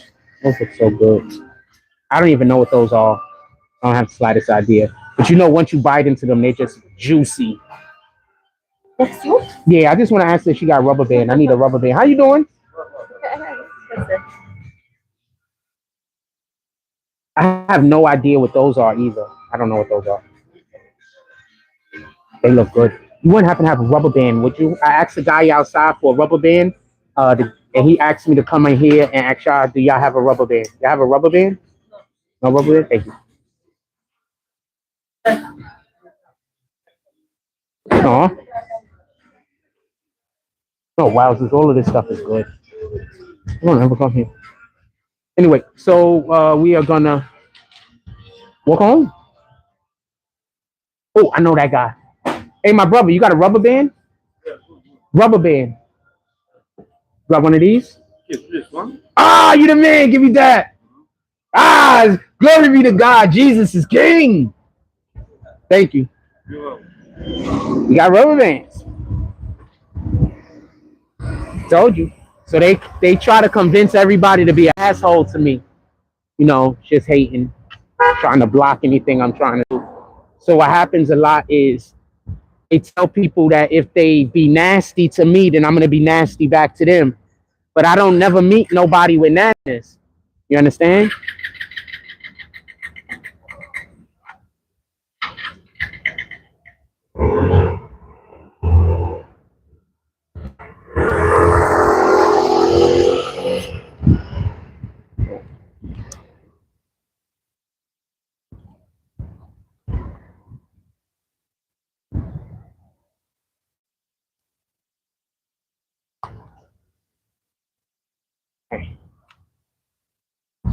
You gotta walk back to the crib. Anything else y'all want to talk about? Put it in the chat. Yeah, I don't never meet these people. I don't ever meet nobody with nastiness. So there's like a ton of people that was just nasty to me for no reason whatsoever. So now every time they see me, like, good morning, like you see like the embarrassment on their face. How you see it? It's palpable. It's being embarrassed. Some of them just stick with the nastiness though, you know? Those be just people that just bad people in general. But the ones that were actually, you know, actually pretty good, decent individuals that got tricked, like you can see it on their face. Like they just be like, feeling home. It is what it is. Anything else y'all want to talk about? Put it in the chat. I'm thirsty and welcome back to the grid. Incognito said, what's up with people always pretending like somebody that died is still alive? Well, they've been doing that since Elvis, right? So that's just something people do. I mean, out of all of these people that are allegedly still alive, has anybody ever been found to actually still be alive?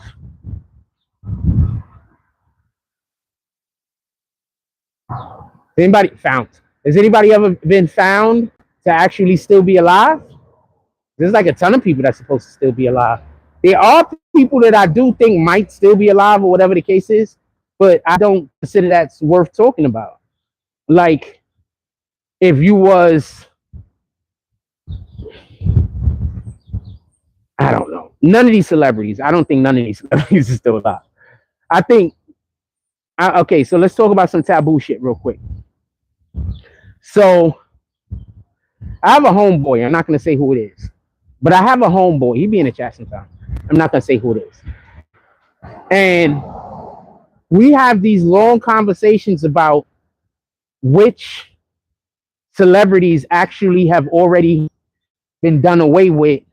And right now, we don't see the celebrity. We actually just see a person that's a body double that might have just got a little bit of plastic surgery here and there to make them look more like the individual, right? And there's a couple of people that the individuals say ain't here no more. We're not going into that. I'm going to talk about a different situation real quick on the same level, same grounds. So have y'all heard about, what's this chick name? Ellen DeGeneres.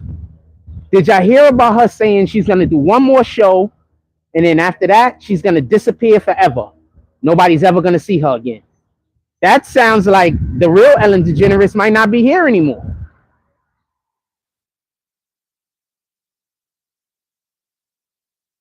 Since when do people retire from freaking acting?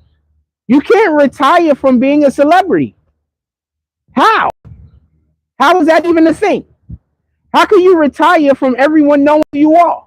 Somebody explain that shit to me. So that doesn't make any sense. So is she just never going to come outside her house ever again? Is she never going to go to the movies? Never go to the groceries? Never go eat a meal in public? She didn't say, at least the interpretation in which I got is, she didn't say, oh, what I'm going to do is I'm not going to do any more content after this Netflix special. She said, y'all not going to see me no more. So I think it's much more likely that there are people that we think are alive that aren't alive than that there are people who are alive that we think are dead, if that makes any sense. And when dude is talking to me about the thing, he's saying shit that makes sense. I don't know no other way to explain that. Like, even when he's telling me stuff I don't agree with about whatever the relative is, pardon me, whoever the person is that passed away or whatever the case is, and they really not here no more, and that's a puppet or that's a person pretending to be them. I mean, there's a ton of different occasions that we could look and say, Gucci Mane, fam. Gucci Mane went in prison looking one way. He came out of prison looking a completely different way. And I'm not just talking about the fact that, like, if you know anything about the metabolism and how the body works, like, that's a whole new person, it looks like. Same thing with Gunna. That's a whole new person, it looks like. Gunna was built like a whole woman, and now Gunna's built like he fucking want to go and play a professional sport. Same thing with Gucci Mane. So I'm not saying that these people have been replaced. I'm not saying that at all. What I'm saying is that there's a good argument for all of this bullshit. So all of the individuals that's constantly out here saying, you know, these guys still alive, he's hiding or some shit. Why in the fuck would Fulio fake his death? And why would the government help him?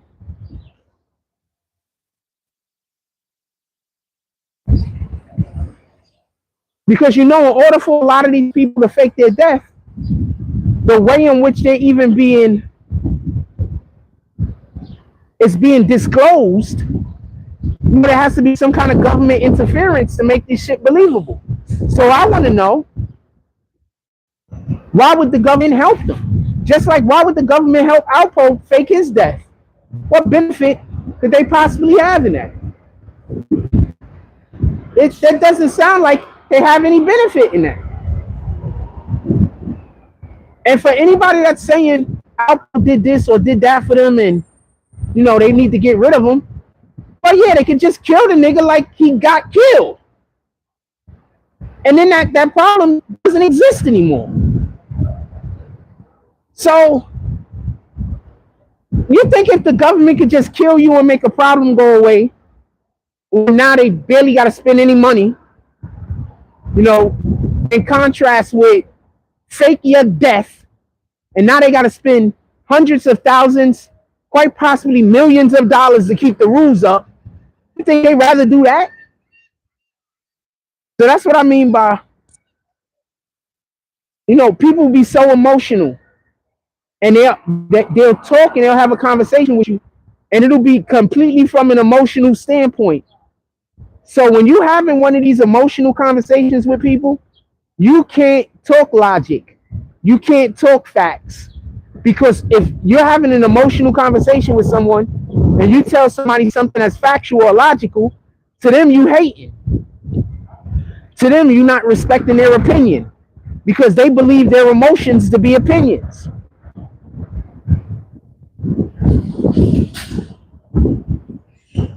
I mean, I don't know. Niggas really think their emotions. This is one dude. I think this is him. So every day, I think he tries to walk past me with a different. No, it's just a regular Adidas shirt. I'm just saying him. I wasn't gonna say nothing negative. I was just gonna say something that I thought. You were weird, man. It was just saying. I'm trying to tell you, man, if you try to make yourself a part of my life, and I talk about you, that's on you. Don't try to make yourself a part of my life.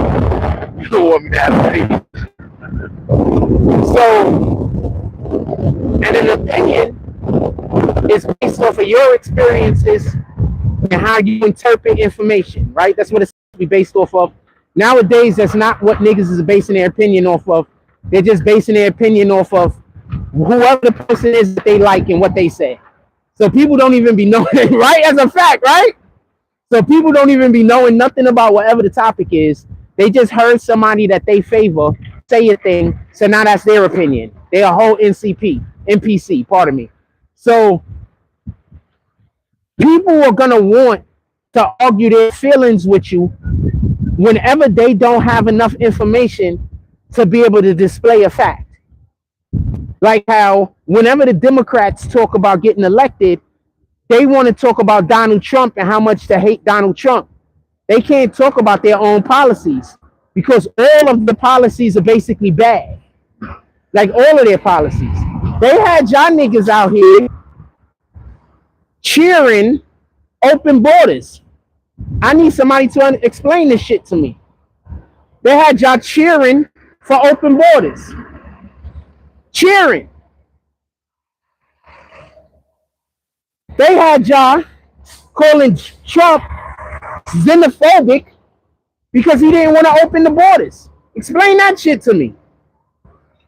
I'm here, I'm listening. Now the borders is open, and all of the worst case scenarios is happening. People are coming over here. They're attacking women. People are coming over here. They're stealing from the stores and at mass quantities. People are coming over here, bringing in all the drugs. People are coming over here, trafficking kids. People in general, but kids. So all of the worst case scenarios have just happened involving opening the borders. Morning, my brother. All of the worst case scenarios just happened involve opening the borders. But I want y'all to remember, all of you mofos that was cheering that the borders should be open and that Trump was xenophobic. Totally unrelated case. You know what country has like the least crime? Poland. You want to know what Poland doesn't allow in? Migrants. Poland does not allow. Is it Poland? I think it's Poland, not Denmark. I think it's Poland. Poland don't allow migrants in. They're not accepting any of the migrants. They're not accepting any. It's zero. They don't care what nobody is talking about. You know they have like the least crime on the planet? That country has like the least crime on the planet, fam. Just random thing to know. That's it. Just a random thing to know. So y'all mofos voted for more crime. Y'all mofos voted for this shit. Voted. Those stairs is tight, fam. Yeah. Yo, this dude is hooking them fucking stairs up.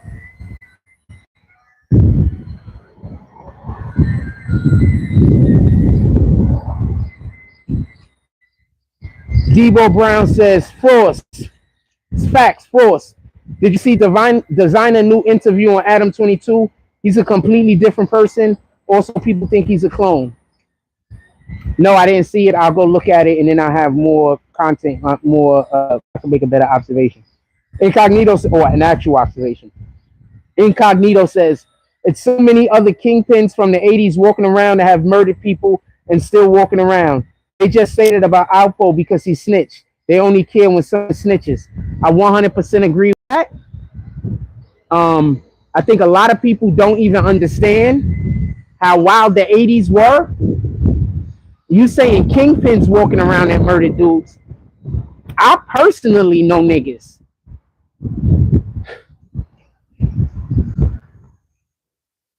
Ain't even go to jail. Didn't even get arrested. Y'all don't understand how wild the 80s was. There was dudes out here in the 80s catching body after body after body after body, and the police never even arrested them. Never even looked for them. Never even looked for them. Y'all don't understand how wild the 80s was. That's why I keep trying to tell people, stop thinking these people that survived the 80s is suckers.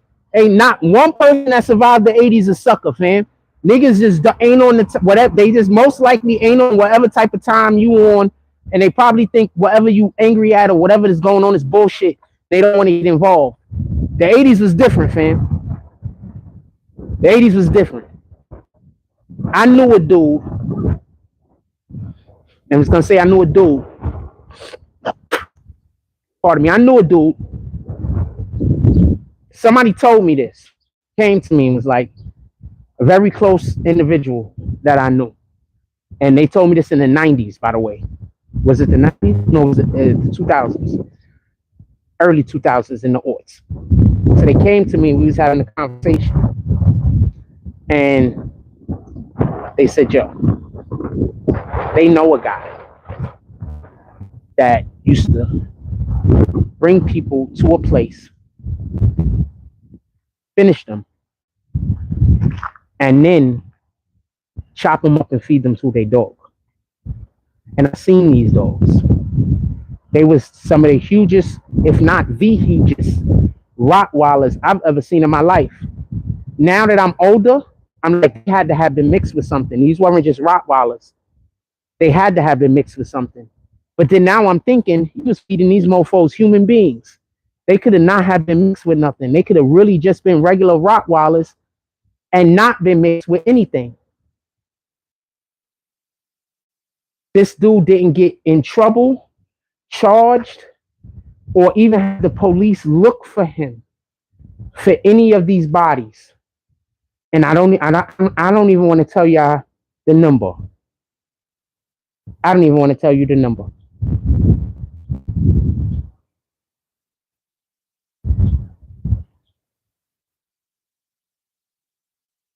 The 80s was different, fam. Not just Alpo, you know. Not just drug kingpins. But there was a lot of dudes out here that was just in the street. And in the street was different. A lot, and this is not no disrespect to a lot of anyone at all.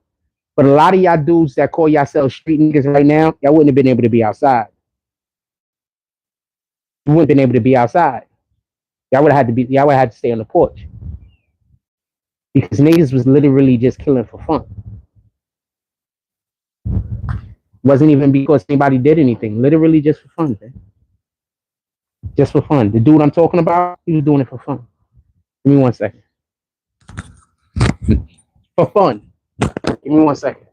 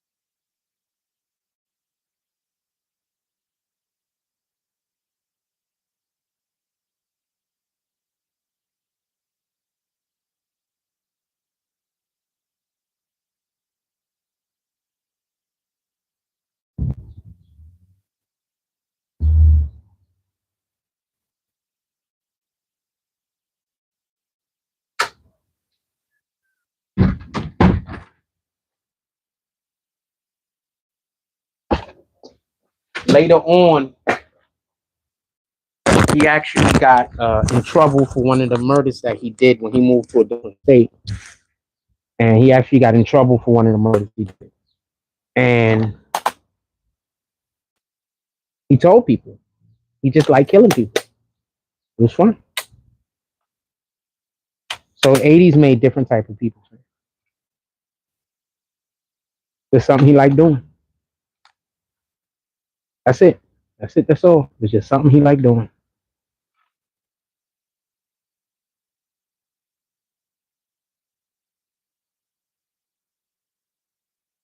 There was people way worse than Alpo. Way worse. What about the dude from Harlem? What's his name? Preacher.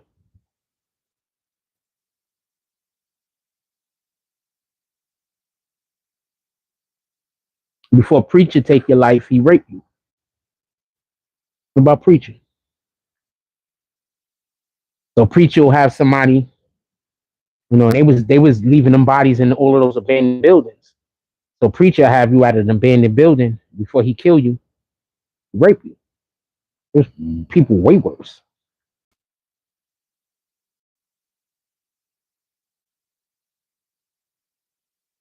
Alpo wasn't the worst. Not by a long shot.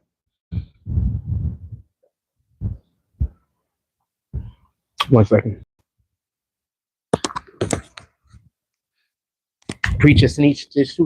Any dude that's out here raping guys, any dude that's out here raping period, I'm gonna assume would snitch. Just so we can be clear.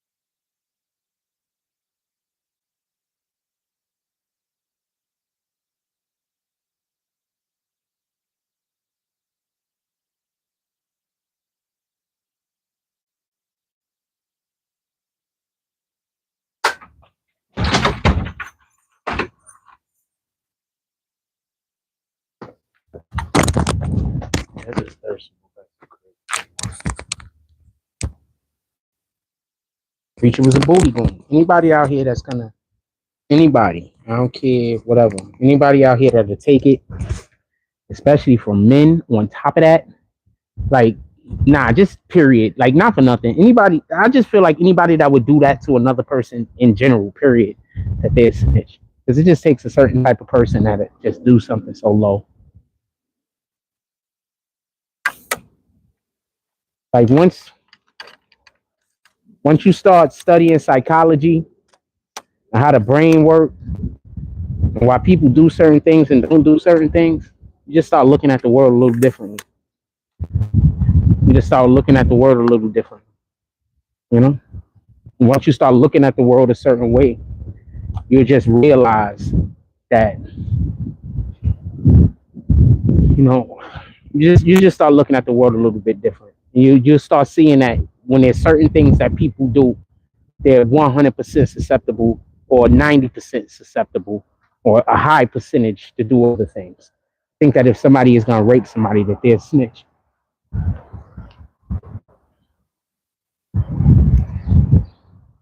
It's just my opinion. I think the people that y'all think would snitch, most of those people aren't people that would snitch. I think people that y'all be swearing is solid, a lot of those people be snitches. And that's just from personal experience, from what I've been seeing. A lot of these dudes that y'all swear is super tough, They like super tough. They the toughest guys in the world, and even look ugly. You know what I'm saying? So they street men, or whatever the case is. A lot of those dudes be snitches. Man. Pardon me. A lot of them dudes be snitches. But like I said before, stop committing crimes. You don't got to worry about snitches. You only got to worry about liars. You understand? I never worry about a snitch. I'd only worry about a liar. So you got to worry about it. I think I'm about to end the live. What time is it? Yeah, it's about time for me to eat. So I'm hungry. Walk back to the crib. Anything else y'all want to talk about? Put it in the chat.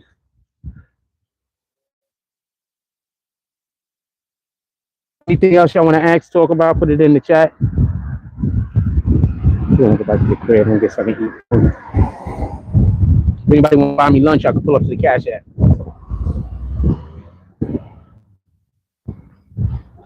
Yeah, most of the most gangster niggas I thought was the most gangster people snitch. When them feds pull up, fam, and you start realizing you're going to spend the rest of your life in prison, there's a lot of things that people was going to, a lot of things that they thought they would never do, or they said they would never do, that's on the table now, And they realize, I'm never going to be free again.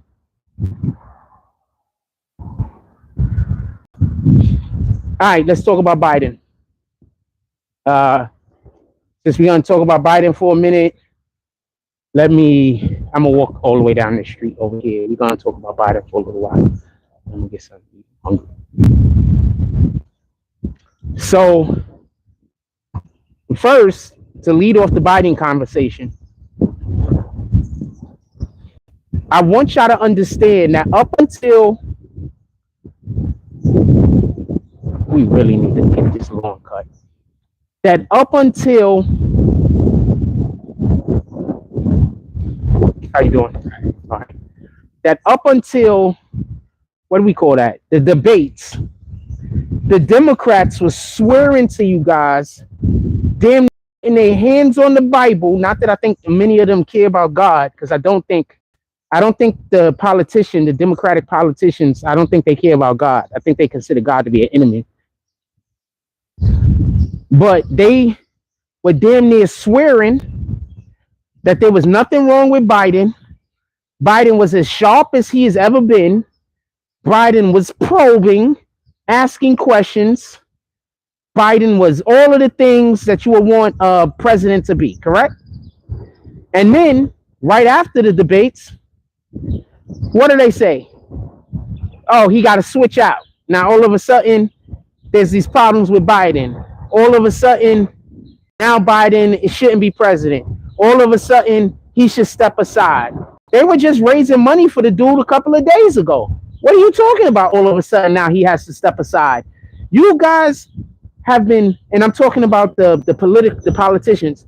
Y'all have been in meetings with Biden, talking to Biden. Y'all have been co-signing all of his policies. Y'all have been going back and forth with people saying that there's something wrong with his cognitive function, saying he probably can't speak as well as he used to, but he probably don't walk as well as he used to, but his mind is sharp.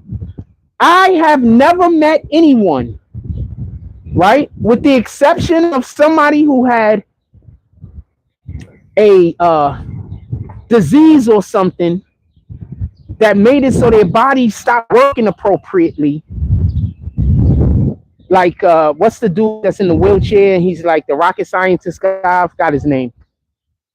I've never heard of an individual that has the type of motor function problems that Biden has. That isn't because of some kind of, ailment. That brain works appropriately. I've never heard of this. But the Democrats was trying to push that on us. Now, all of a sudden, the Democrats are saying Biden has to be replaced. My question is this. How do you guys trust the Democrats? I just want to know. You just trust the Democrats because they're not Trump? That's your argument? At least they're not Trump. At least they're not the president that gave the tax cuts that allow our money to go further. At least they're not the president that gave billions of dollars to the HBCUs. At least he's not the president that secured our borders. I want to know what was so bad about Trump being president. And I don't want to hear he was tweeting. I don't want to hear that. I don't want to hear he was tweeting at 2 o'clock in the morning. His enemies were up at 2 o'clock in the morning. The enemies of America was up at 2 o'clock in the morning. Those are the people he wanted to read the tweets. That's about the right time to be tweeting.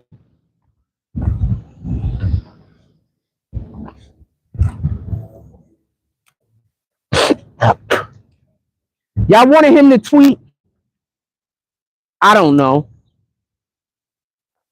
6 o'clock in the evening Eastern Standard Time, when all of the enemies of America that live in other time zones would have been asleep and they wouldn't have been able to see it? Somebody make that make sense. Yes, I caught it. Somebody make that make sense.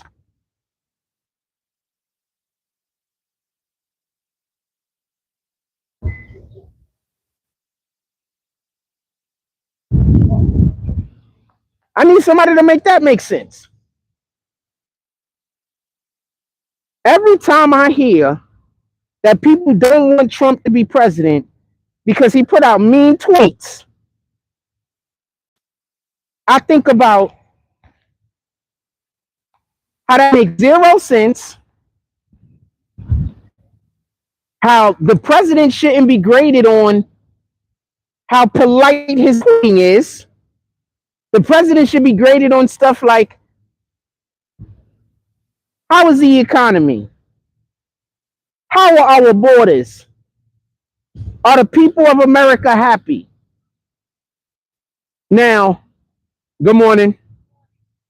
Generally speaking, I think when people have money in their pockets and they can afford the things that they would like to spend money on, I think generally they're happier than when their money don't go as far.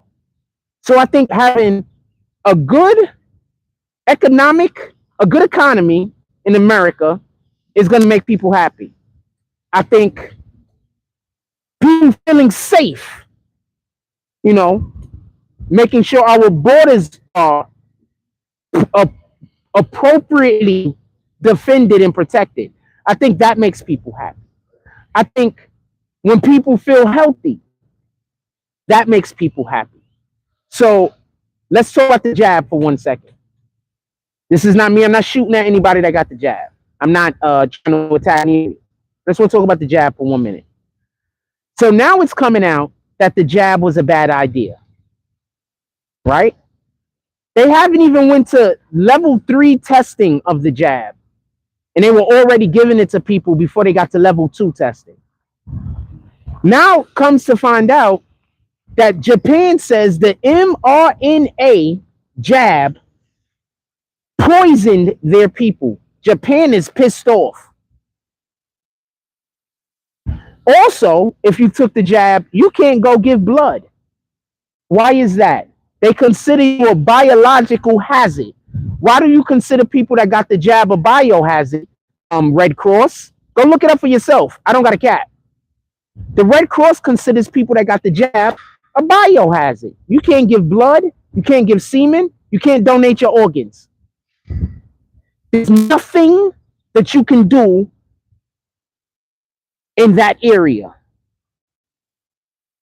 So I think the American people should be pissed off because a lot of us, not myself, some girl was just videoing me laughing at the situation. I do not know her. I have no idea why she think it was so humorous. She's kind of thick though, so too bad she probably doesn't like me. Kind of thick. I can't really see from this distance. I'm kind of far, but she might be a baddie. In any regard. So this is not, there's people that lost their grandparents because they believed the Democrats And so they went and got these precautionary medicines in order to be able to make sure that they were there for their families. There's individuals that passed away because their families refused to go get the jab. So they went months and months and months. Older people, elderly people that went months and months and months without being able to see their grandchildren. Why? Because they was told that everybody has to get the jab. Now, something I found weird about the jab, real quick. They said everybody has to get the jab for everybody to be protected. If the jab protects you, why do everybody got to get it? If you get the jab and the jab protects you from the C19, why do I have to get it to protect you from C19? Explain that shit to me. If you have on a raincoat and I don't have a raincoat on, how are you going to get more wet because I don't have a raincoat on?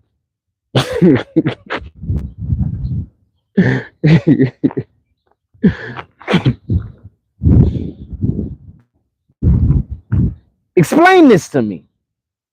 I'm not being a jerk, and I'm not trying to be disrespectful to the individuals that got the jab. They did what they believed was best for them and their families. What I'm saying is that this president right now is again trying to push the jab. Biden is again. Oh, that was no. That's not for me. She was real far. I could not see her, so just to be clear, but that's not for me.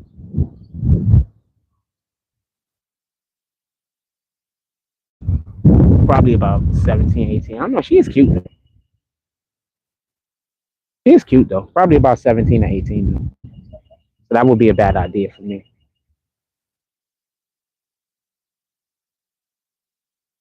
I think they should put a cap on how old you could be to run for any public office, not just presidency. I think they should put a cap on how old you could be to run as a run for any political office. I think there should just be a cap for every single political office. And I also think that you shouldn't be able to make more money than the medium income of whatever the constituency is, whatever your constituency is. So whatever the medium income of the people that you are in the area of electing, I don't think you should be able to make more money than the medium income. Period. I just don't think you should be able to. And that's my opinion.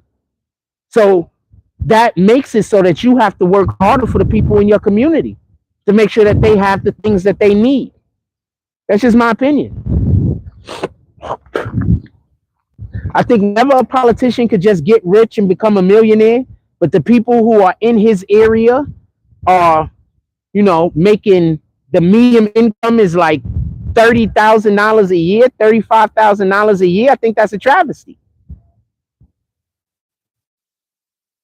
You shouldn't be able to get paid $300,000, $250,000 for whatever that political spot that you have, and the people in your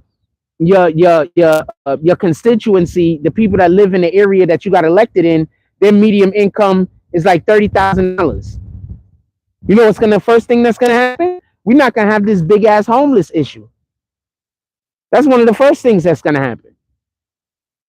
We're not gonna have all of these problems where they rather put clinics in our community than create jobs for the people that live in our community. We're not gonna have that problem no more. We're not going to have the problems that we currently have with individuals not being able to get health care. We're not going to have those problems because healthy people are going to go out there and do healthy things. And I think that that's the biggest. Dude has they got a couple of people in here with the freaking, you see the freaking, the other car got in the way. The vehicle got in the way. They got a couple of dudes out here. Yeah. All right. Salute. I should have showed y'all the homie. That's my homie. He cool. There's two dudes. There's like two trucks. One of the guys, I don't think he liked me that much. But that dude right there, he cool, Brett. He good, Brett. That guy right there. Other guy, I don't think he liked me that much. I don't really trust people that say hi to me when some people are around, but when other people are around, they act like they don't talk to me. Like, I don't trust that shit. Like, I ain't fucking nigga. I'm just never gonna talk to you. Good morning. Hey, I'm fine with it. What the fuck? Remember, there's a ton of people trying to get me to quit doing what I'm doing right now. So they're trying to make my life so difficult that I gotta quit doing this. You understand what I'm saying? They don't care about, like, just think about that for one moment. People that are so invested in my life that they want to destroy everything that I'm trying to do unless I do what they want me to do. That's a mental illness. That's what I'm dealing with.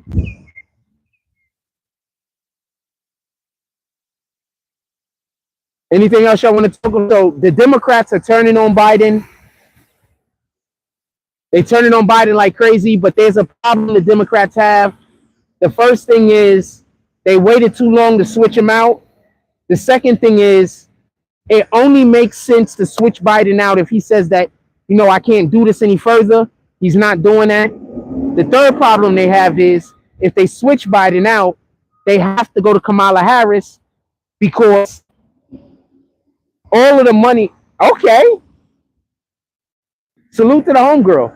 Because all of the money that they've raised, the Biden administration has raised, they can't use none of that money unless Biden or Harris is used Biden or Harris. So they can't use any of that money.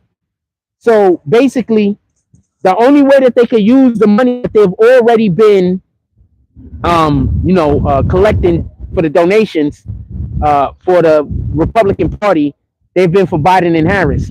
So they can't switch out. They got to either Biden has to be on the bill, top billing, or Harris. That's the only way they can use the money. So they've waited way too long to make this change. So the American people should be pissed because for how long have people who actually are Democrats that don't think Biden should be the top bill, how long have those individuals been like, we need to switch out, we need to switch out, we need to switch out? And what has the politicians been doing? Biden's just fine. Have faith in Biden. Believe in Biden. Trust Biden. Tell me where the law's at. They knew Biden had to be switched out. They been knew Biden had to be switched out. They just thought that they were going to be able to lie well enough to make it so that it's not a thing. That's all. They been knew Biden should have been switched out. None of this is new. All of this is old. None of this is new. All of this is old. They been knew Biden had to be switched out. So now all of the Dems, the politicians, all right?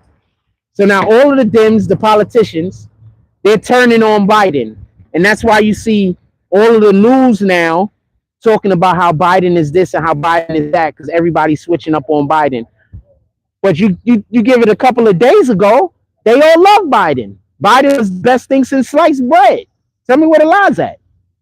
So for all of y'all that hate Trump, the Democrats screwed you because they didn't give you a candidate that was worth voting for.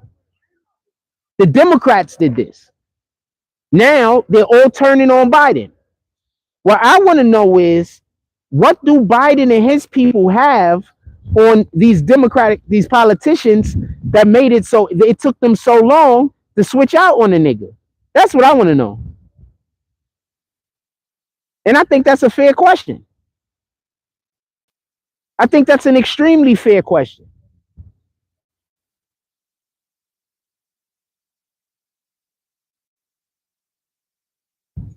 Why did they take so long? It should have been, and this is, remember, I'm not a Republican, I'm not a Democrat. I'm not a fan of Biden, I'm not a fan of Trump's, right? I'm a fan of policy. I'm a fan of certain policies, right? That's what I'm a fan of. I'm not a fan of Trump's. I'm not a fan of Biden. I'm a fan of certain policies. So some of the things Trump do, I like. None of the things damn near that Biden do, I like. I dislike almost everything Biden does, just so we could be clear. But some of the things Trump do, I actually like. I want us to have secure borders. I've been in Manhattan, walking around these streets that have already overcrowded with homeless people, and now you have homeless people and migrants, but the only difference is the migrants get a freaking hotel room in a fucking 5-star hotel, while our own homeless people just out on the street. So I get it. I used to work for the DHS, Department of Homeless Services. I was a security guard. I get it. Some homeless people, they're not going to go to the place. They're just not. They got mental health disorders. They're just not. It's not going to happen. But I used to work in the Department of Homeless Services, and I'm going to tell you something.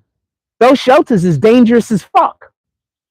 So you want to tell me that you're not putting, that you care so much about these migrants that you're putting in individual units, but our own Americans that got mental health disorders and fell on hard times, y'all gonna go put them in a facility that's like a prison.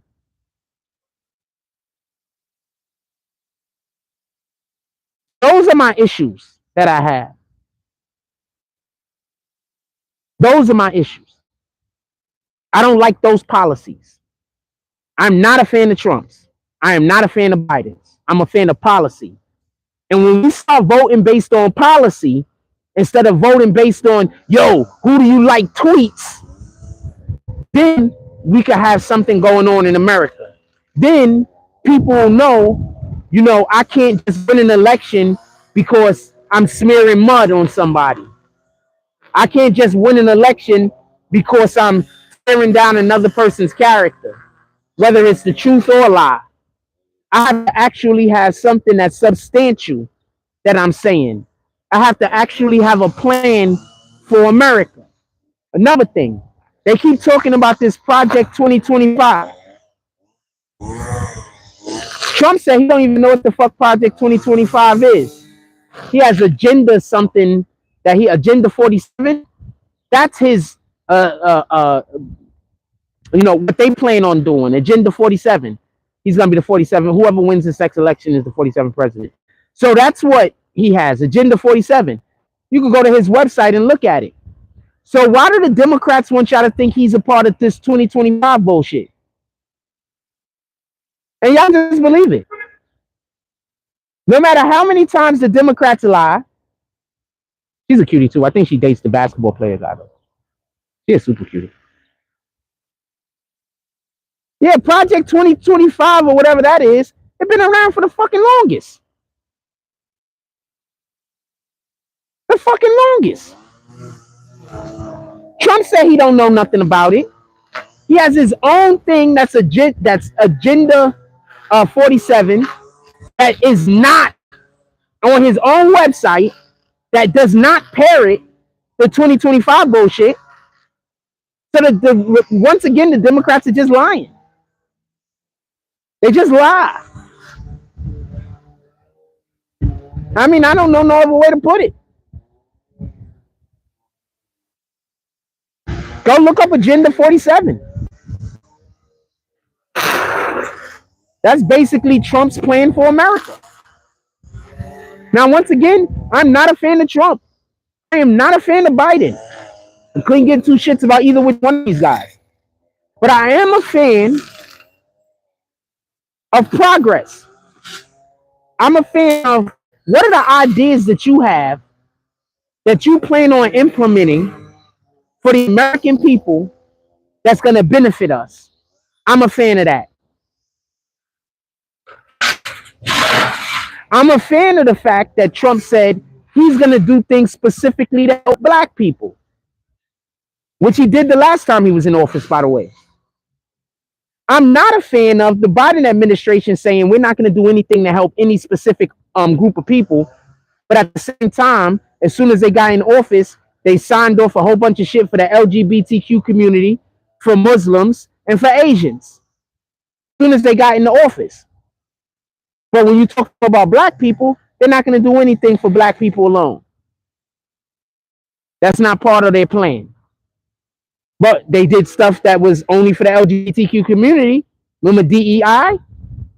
It's involved in absolutely everything in the world right now. DE and everything in America. DEI, diversity, equity, inclusion. That was for the LGBTQ community. That wasn't for black people. Then they passed the thing for the Asian people, for the hate crime thing. Everybody forget about that? Then they passed some other shit for Muslims. Now, I'm not mad that anything was passed for the LGBTQ community. I'm not mad that anything was passed for Muslims. And I'm not mad that anything was passed for Asians. What I'm upset about is you made a real specific point that you're never going to do anything for black people. While you then went on to go do things for people who are not even American.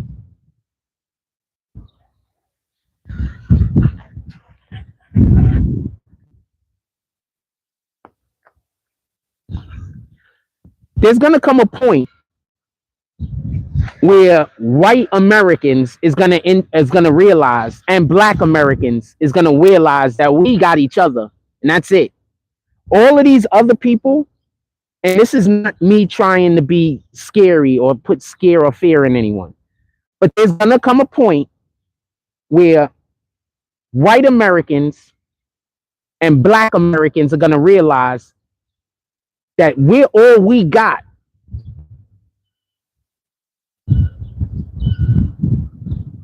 And when that happens, the Democratic Party is done for. They're over. Every single talking point that they have won't exist anymore. Everything, because they're just about separating people. The Democrats are just about keeping people separate. So everything that they do to keep all of us at each other's necks is going to go over. It's going to end. This is what I expect to happen if Trump wins. All of a sudden, all the news is going to talk about is racist stuff. This thing is happening to these black people over here. Blame the white people. This thing is happening to black people over here. Blame the police. Black people, bad stuff is happening over here. We need to protect black people. It's Trump's fault. And it's all the same stuff that's happening right now. The same stuff that they're going to be saying about this is all stuff that's happening right now. They're just ignoring it. That's it. I keep trying to tell people this. I don't look for racism. I know more good white people, or I know more white people that love black people than I know that don't. I'm not saying just like black people. I'm saying love black people. I know way more white people that love black people. Some of them are a little scared because they don't get some of the things that we do. Some of them you can't invite to the picnic. We're not doing that. On barbecue, pardon me. We're not inviting them to the cookout. But they do honestly love what black people. They just might not know how to interact with us. I know more white people like that than I know that just don't like black people. I'm not a young man. I've been around. I don't know why y'all keep allowing for the Democrats to keep us separate. I don't get it. I don't know how every time the Democrats jump out of the woodwork and start talking about this racist thing or start talking about that racist thing, that you guys just absolutely just fall for it. I don't get it. One more point I want to make real quick. We have to, and this is about hip hop. I want to say something about hip hop real quick. So we have to stop with this Puerto Rican people and Dominican people and people from Latin culture that have to do with hip hop. We have to stop that. That's not a talking point and that's not a thing. These niggas, if hip hop came from the Bronx, that's not up for dispute. Do you understand in the 70s and in the 80s, the Bronx was Puerto Rican more than anything else? So if we have a place where the majority of the people that live there are Puerto Rican, and you really think something was created in that place and had no influence from the Puerto Rican community, I need an explanation.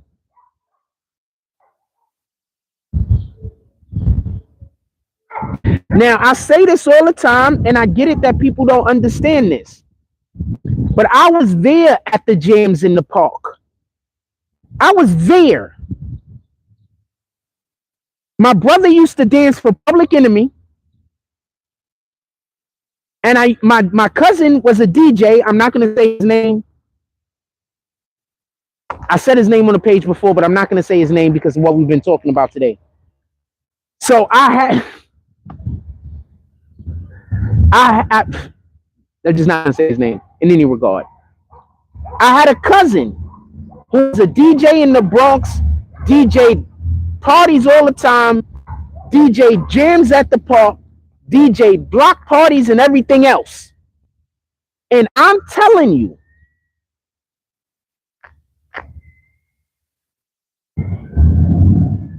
the Puerto Rican influence was high. There was other people also influencing, like the Caribbean culture, just in general. Haitians, Jamaicans, dance hall, all of this. So I'm saying this, and I want to be clear on this, that this is my perspective. Lord Jamar is a racist. We have to stop thinking that in order for us to big up our people, we got to push other people down, because you don't. You can say something positive about somebody without saying something negative about somebody else. They've tricked you. They've made you think the only way that you can speak positively about somebody over there is if you're talking shit about somebody over there. That's not true.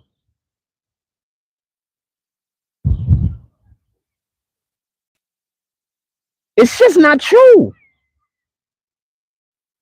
Now, if you're going to say black people pioneered rap, I'm here with you. You know what?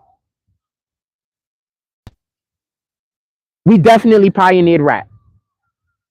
As far as rap music, the rapping goes, we pioneered that. All right? But you want to know who most of the major graffiti artists were? They were in black. Graffiti is an integral part of hip hop. You want to know who the majority of the break dancers were? They were in black. Breakdancing is a very is just like graffiti, if not even on a higher level. You want to know when black people were the pioneers of our fashion, what people were wearing? Go back and look at what the Melly Melanin were wearing. Niggas was in whole costumes. Shout out to Run DMC, started wearing regular clothes so that other people started wearing regular clothes also. Shout out to Run DMC.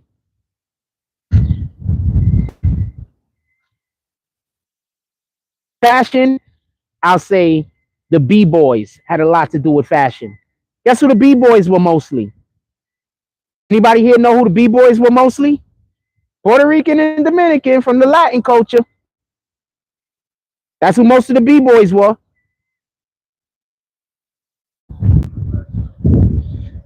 Video still exists of this period in time. Go on YouTube, go look up graffiti artists. You're not gonna run into many that were black. Go on YouTube and go look up break dancers. You're not gonna find many that were black.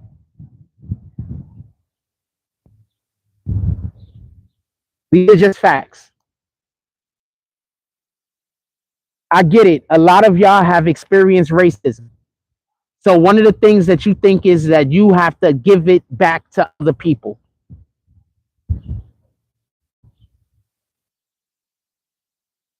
This is the type of shit we're supposed to be turning the other cheek to. This is the type of shit we're supposed to say that's beneath me. Spend more time doing that. Spend more time having bad behavior being beneath you. Spend more time having being a jerk being beneath you. Spend more time having being an asshole be beneath you.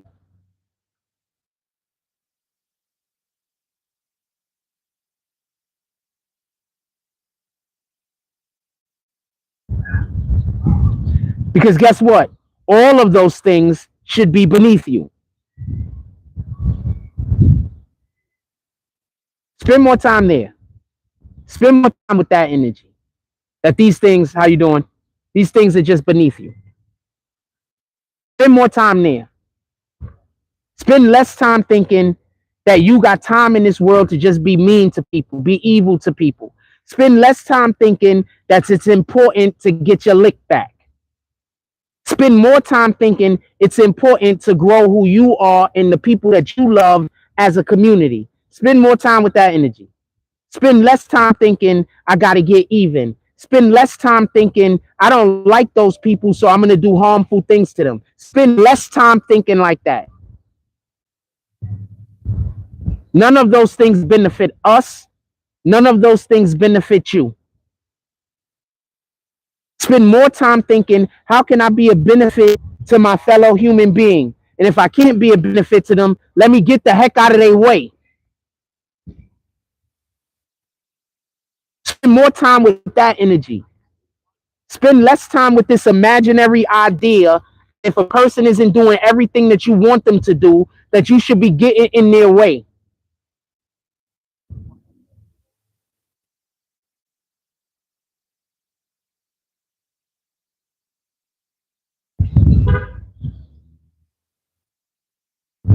I was there when hip hop was becoming hip hop. I was there.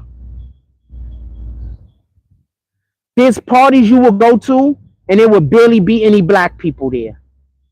This is not cat. The DJ wouldn't even be black.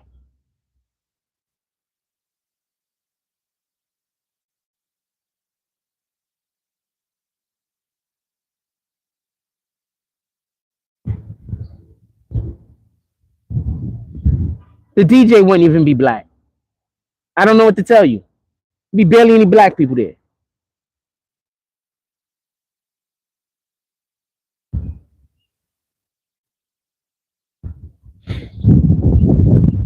Anything else y'all want to talk about real quick? I'm hungry. I stopped. We talked about politics. And then I talked about hip hop for a little while.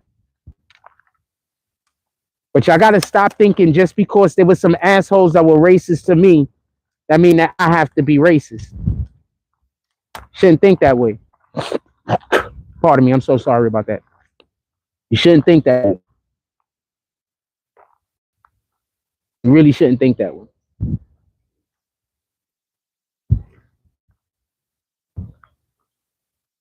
Most of my problems I have in life are from other black people. It's not even from, so maybe that's why my perspective is the way that it is. Most of the issues I have in my life are from other black people. Most of the people that have helped me in my life aren't black. This is just a fact. Most of the people that looked at me and saw like who I am and see me, they're not black. Most of the people that even the people that are nice to me and polite to me, they don't see me. They don't know who I am. Even the black people that are nice to me and cordial, and they don't see me. The majority of people that have actually seen me, they ain't black. So maybe my perspective is a little askew. But the majority of black people I come into contact with, even the ones who are good, nice people, God-fearing people, they don't see me. You know? They don't see me. So my perspective might be a little bit different.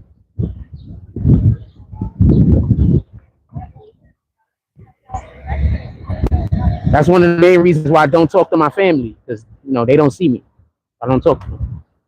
Like that's never gonna benefit me in no way. No conversation with them, no nothing.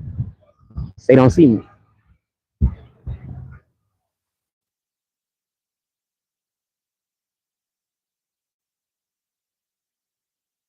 So it is what it is,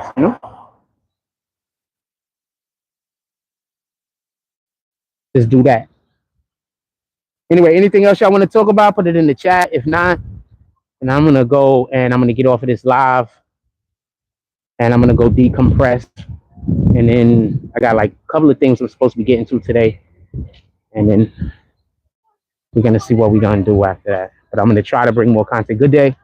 How you doing today? Good. Aw, what's up, homeboy? I'm gonna put this on this side because I'm so scared about the grape. Sure. Yeah, hey, how you doing? Oh, I can't get a head rub today. I can't. Oh, oh, why you feel? Why you acting that way? Oh, Try to run from me. oh. Try to run from his Have a good day. Yeah, so now these people don't see me. Nobody sees me. Huh? So maybe that's why I have the perspective that I have. But got to get rid of the race iconography, the racist conversation. That everything is racism. Everything ain't racism, fam. It really ain't. Does racism exist? Absolutely. Do we suffer from people being racist towards us? Absolutely. These are all facts. These are all facts and all things that's happening. Just so we can be clear. Absolutely.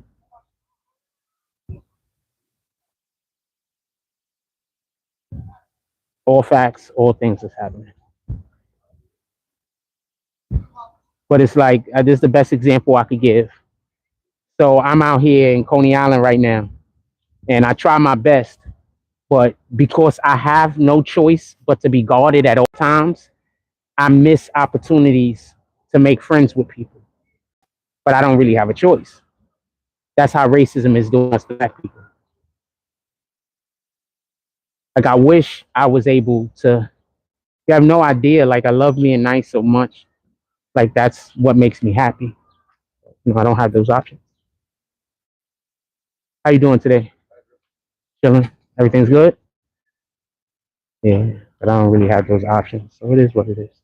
Anyway, I'm gonna let y'all go. Everybody have a blessed day. Go out there, do something good in the world. Just do something good in the world and then stamp God's name on it. Let people know that you came in the name of God. Let people know what you stand for. And stand for something worth standing for. That being said, I'm gonna let y'all go. Everybody enjoy your day. Salute, like, comment, subscribe, join the notification gang. Hashtag Bronx Bombers. Let's get it. I love y'all. Take care of each other. Hug the kids for me. I haven't forgotten about you, and that's all I got on this one.